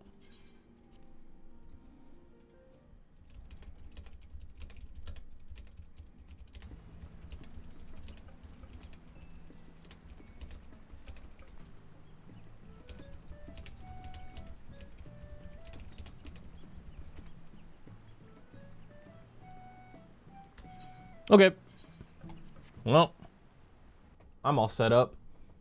And I think I'm going to wrap it up there for the evening. This is where I would like to probably just switch to something else and play for a while on a normal stream, but we're going to have a long stream in the morning. My sleep schedule's a little fucked up, and I need a nap before the servers go live. So one more time, the plan is, let me open my sticky notes real quick. The plan is, for tomorrow, we're going to log in and we're going to do the extreme trial with my static right away. The goal for that is not to finish as fast as possible, but similarly, we're going to try to clear it in as few polls as possible. So we're going to practice our communication skills and our diagramming skills and our information gathering skills tomorrow using the extreme so that we can then take that knowledge into the ultimate and hopefully have it help us a little bit. That's about as much as practice as we're going to be able to squeeze out of from an extreme. So we'll do that. I expect that'll probably take a lockout, if not a lockout and like maybe a half. After that, we're going to do the MSQ. So spoiler warning. We're going to go do the new story patch, and then we're going to do the dungeon and whatever else comes in it. And then when we're finished with that, we'll quickly hop over to the Alliance raid. We'll watch all the cutscenes. I'll read all the dialogue. And then I'm going to grab a few friends. And then we're going to open up the party finder to chat. And at that point, if you would like to join, if the first thing you logged on and did that day was the Alliance raid and you want to come do it again, feel free to come join. If you're doing it for the first time with us, feel free to come join. I can't give an exact time when that's going to happen. But I'd say probably around like 10 a.m. maybe. If the extreme trial takes like 2 or 3 hours and the MSQ takes like 2 or 3 hours, maybe sometime between like 8 and 10 a.m. PST. Just be ready to hop in and join the Alliance raid PF when I do that. After that's done, that's the majority of the content. We're going to go do the side stuff, which is checking out that scarf glamour. I really want to get one of those. By the way, if anybody in chat is planning on alarm clocking to go get the items to craft the scarf glamour, I will buy it from you immediately. So you can come into chat and be like, at Whoops, I got one. I'll sell it to you. I will buy that for you, and you can basically have it tax-free if you can come find me. Anyways. Then we're going to check out the new glamour system thingy. We're going to see what new big fish there are. Probably won't be able to get any, if at all, because once you start getting into the post 0.0 patches, that's when the big fish start actually being annoying to get, having like really specific intuitions and time windows and stuff. So the people that go for big fish are going to be still tracking down all the information for that. I doubt all of them will be caught tomorrow. It's possible, but at least 1 or 2 probably will. Then we're going to start the Pelo Pelo Society quest. I'm going to skim through that story. I'm not going to read it too much. Then we're going to do the Unreal. I'll try to find a group of people that know how to do Byakko. It's been a while, but it should be literally the exact same, just at level 100. Then we're going to go buy the triple triad cards. We're going to buy the Mahjong stuff. We're going to try out that new haircut on Guncat. And then we're going to try to find that new bottle shaking emote. And then we're going to start doing PvP so we can start getting towards that PvP gear. And then we're going to track down the weapon design contest stuff. That's what I'm going to do tomorrow. All day tomorrow. It's going to be Final Fantasy. It's going to be a long stream. So I hope to see you there. Okay? I don't know how much I'd pay for that Scarf Glam. Probably somewhere around like... I think I'd be comfortable with doing like 3 mil a piece on day 1. Maybe 2.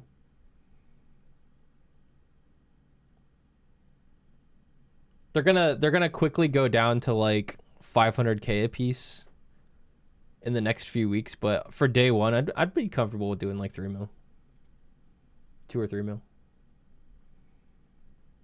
But we'll see.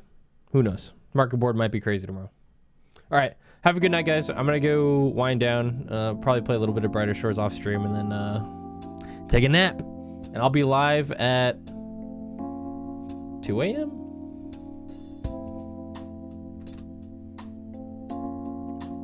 When's maintenance going to be over? 2 a.m. Oh. Wait, and it's not a raid patch either, so I might be live at like midnight. I'm going to be live at like midnight or 1. Sometimes they cut non-raid patches short, so yeah, I'll be ready around midnight. Okay, I'll see you guys tomorrow. Goodbye.